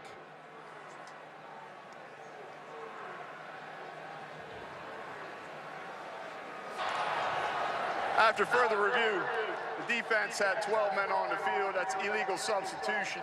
However, the penalties declined. Regulation is over. We're going to overtime. So Dana Holgorsen, of course, would refuse that penalty. 40 all in Morgantown. Overtime straight ahead on Fox. All right. Well, this is how we got to overtime. Remember, West Virginia scored the first 9 points of this game. And then Texas had a rally. Big third quarter on a 17-7 advantage. And then West Virginia rolled back with 14 fourth quarter points. And for the second week in a row, Joey, West Virginia has got some overtime. They went to overtime and won last week against TCU. Team that goes on offense first will have the ball first and 10 at the 25-yard line, opponent's 25. After their possession series is over, the other team go on offense at the 25-yard line. The official, the referee, Alan Eck, explaining the rules of overtime to the captains of Texas and West Virginia, and we're going to toss a coin. Tails has been called. It is heads. Michael, you've won a toss. West Virginia won the toss.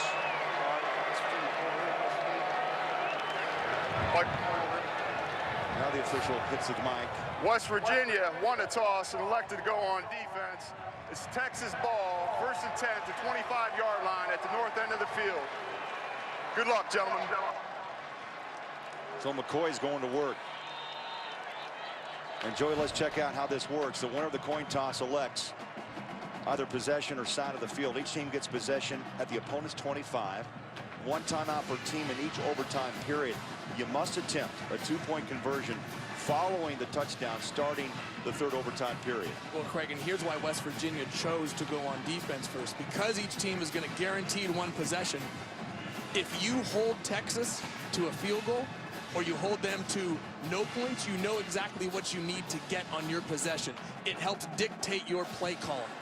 So every team that wins the coin toss in overtime, well, I guess there's maybe one other team, maybe one team that does it every once in a while, but you generally choose to go on defense first. Well, last week, remember TCU, West Virginia, Mountaineers scored 17 fourth-quarter points, and then it was Josh Lambert who booted a 34-yarder in overtime to win it. Let's see what happens tonight here in Morgantown. First overtime, McCoy under center.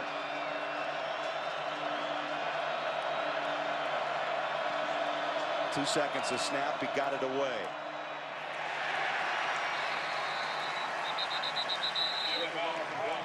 Malcolm Brown, the ball carrier, wrapped up before he even took a step. Joey Shaq Rao.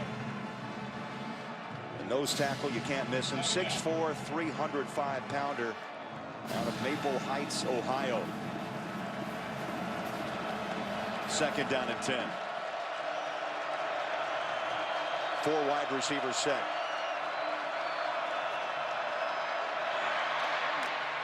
Up the middle, Brown bangs his way to the 19. He got knocked down by Rao and Barber. And I like the play call there, Craig. A lot of teams would panic and start throwing the ball on 2nd and 10, but now you've given yourself a third and very manageable, and at the very least, you've given your kicker a little bit more room.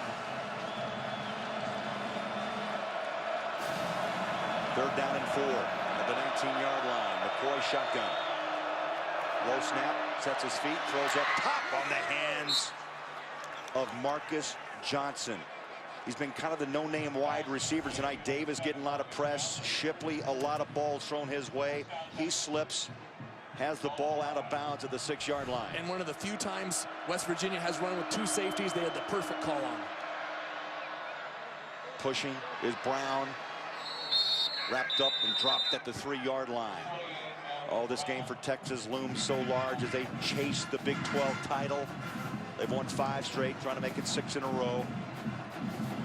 Well, not that this game isn't important for West Virginia, but Texas is set up to make a run at this Big 12 championship, like you said, next week against Oklahoma State.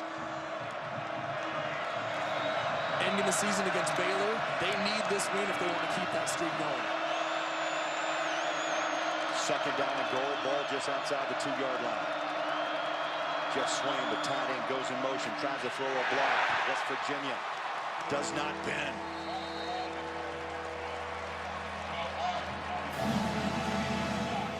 We have heard the bell tolling all night. There's been so many third downs for both these teams, but mostly for Texas.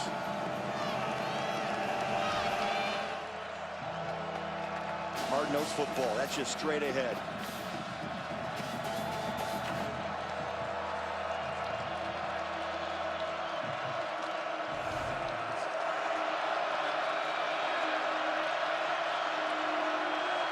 Play clock to 5.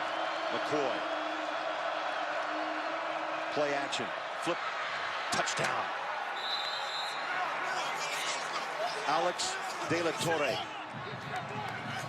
He went in motion, came out of the backfield, untouched. Touchdown, Texas. And West Virginia's got a player down here, Craig.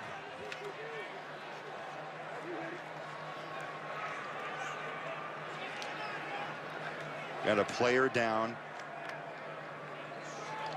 That's 33, Jared Barber.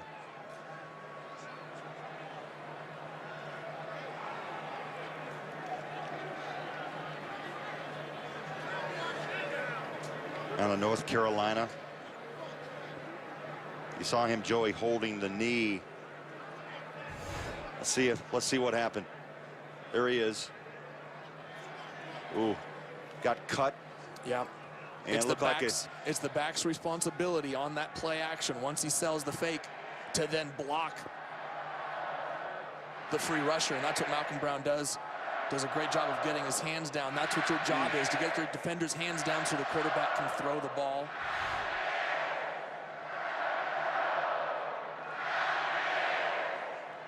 He just got him right in the knee. Yep. Physical game tonight. We've seen some top players injured. Barber came in with 57 tackles.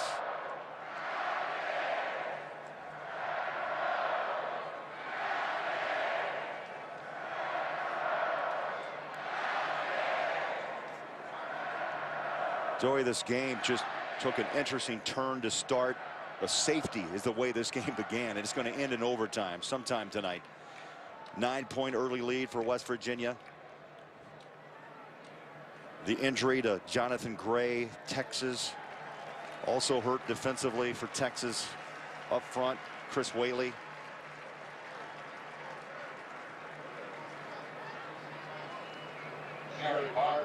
Well, think about the turn that this game has taken. Case McCoy has thrown the ball 48 times for 3 touchdowns. Jonathan Gray is out of the ball game. Clint Trickett leaves the ball game, and Paul Millard comes in and plays fantastic football. The West Virginia defense is all over the field. Texas's defense has 6 sacks in the first quarter. We've seen just about everything from these two teams tonight. Slow walk off the field by Barber. Tonight, 283 yards. He's put the ball up 48 times, 3 touchdowns, 1 interception. How many key third down conversions, though, did he have through the air? Joey, so many to count, and you lose track, but most of those went to Shipley. He had 3 of them on just 1 drive there in the end of the fourth quarter. Now, what's interesting here is that West Virginia won the toss. They chose to put Texas up first. Now they know, Joey, as you said, what they are up against when they have the football. Well, they have to score a touchdown. Absolutely. And that changes your play calling, because if you know you have 4 downs to get 10 yards instead of 3 downs, anticipating you'll kick a field goal on 4th, it changes your play calling. A win tonight would be 6 in a row for Mack Brown, and Big 12 title hopes alive as they will battle Oklahoma State next week at home. So now Farrah will try the PAT to make it a 7-point game. It's good. 47-40.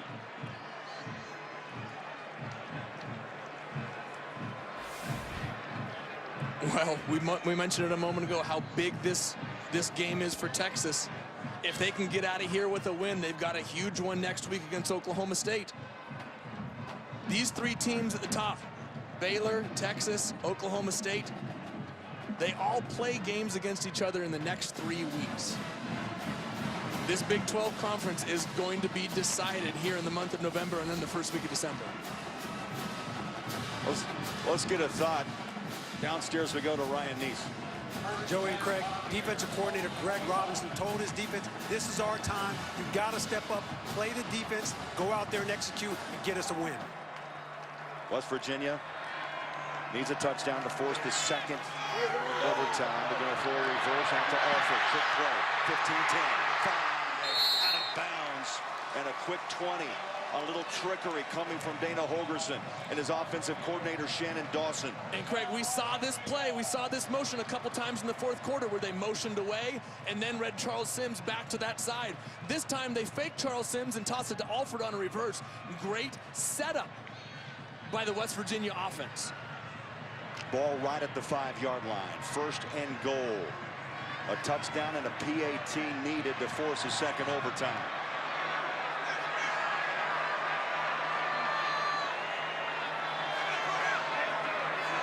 They load up the top with 3 wide receivers. They go to the ground.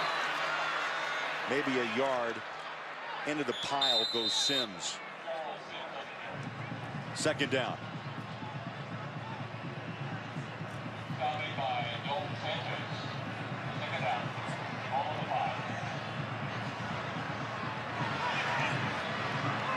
Split backs on second down.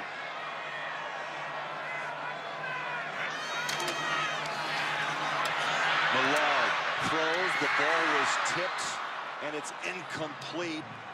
Jordan Thompson was so close. And Texas again committed one more guy to rushing the passer than West Virginia could block. Paul Millard got outside of that pressure, and all of his wideouts had one-on-one. Had that ball not been tipped, that was a very easy touchdown for West Virginia. Third down and 6. Here's that look again. Right here, Craig. Millard throws, middle of the field, ball tipped incomplete for the second time. It's Edmond who got a hand up. And now fourth down and goal.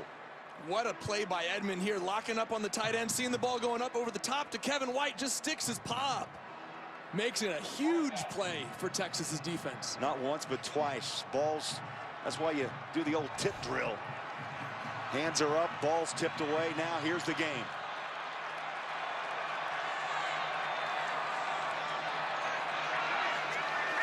Millard, pressure, up top. Did he get it? Nope. Yep. Edmond. It was picked off in the end zone, and Texas in overtime on the road, and the streak continues. What a play. He's running to the end zone. He's going to that Texas band. And he's off and running. How about the ending? Texas, the end zone, they come up with big plays in overtime. And the streak now is 6 in a row for the Longhorns. Steve Edmond on the last play made a great athletic move and stuck his hand out to knock the ball down. This time he recognized the exact same route. They tried to stop him on the goal line and run a receiver in behind him. He recognized it, dropped back, and just made a fantastic interception. Came out once and twice, and he's still on his back, was able to pull it in. Say, what a great defensive stand on this overtime series by Texas. And Texas celebrates. They run their record now 6 straight wins, and they are marching towards a Big 12 title, 47-40 in overtime. So, if you have a flat tire, dead back. Texas comes to Morgantown for the very first time, and they leave town with an overtime win, 47-40. It was exciting down the stretch. There's the play that capped it defensively. A great stand by Texas in overtime moments ago. Ryan Neese with head coach Mack Brown. Coach Brown, what an unbelievable win on the road in overtime. What does it say about your team and the character of these players? They just keep playing, Ryan. It's the first overtime I've ever been involved with, so I like it better than I thought I was going to. But give the guys credit. Not much happened good for us. A lot of guys got hurt. Give West Virginia credit. Great environment. The guys played really hard for them tonight. Thought their coaches had them ready to go, but our guys just wouldn't give up. Coach, talk about Case McCoy and his leadership ability at that position to be able to lead his team in overtime and get a victory. He's done that a bunch, and I thought he would do it in regulation. That's when he normally does it, but give him credit again. Great catch by Marcus Johnson there, and then we came back, and great call by Major in the end, and good execution by the offense. Coach, congratulations on this win. Enjoy it the rest of the night. Thank you, Ryan. Thanks, guys. All right, thank you, Ryan. Coach, tomorrow it's Fox NFL Kickoff on Fox Sports 1 at 11 a.m. Eastern, followed by Fox NFL Sunday on Fox at high noon, taking you right up to kickoff. For more post-game coverage of this game and of the entire day of college football, please turn to Fox Sports 1 for Fox Sports Live. Coming up next on Fox, except on the West Coast, is your local news, followed by animation domination. For Joey Harrington, Ryan Neese, Craig Bullerjack wishing you a good night from Morgantown. 47-40 in overtime. You've been watching Fox College Football, presented by Kay Jewelers. It was a thriller tonight in West Virginia. Texas is on a roll, 6 straight wins, and they are marching towards a Big 12 title. 47-40 in overtime here on Fox.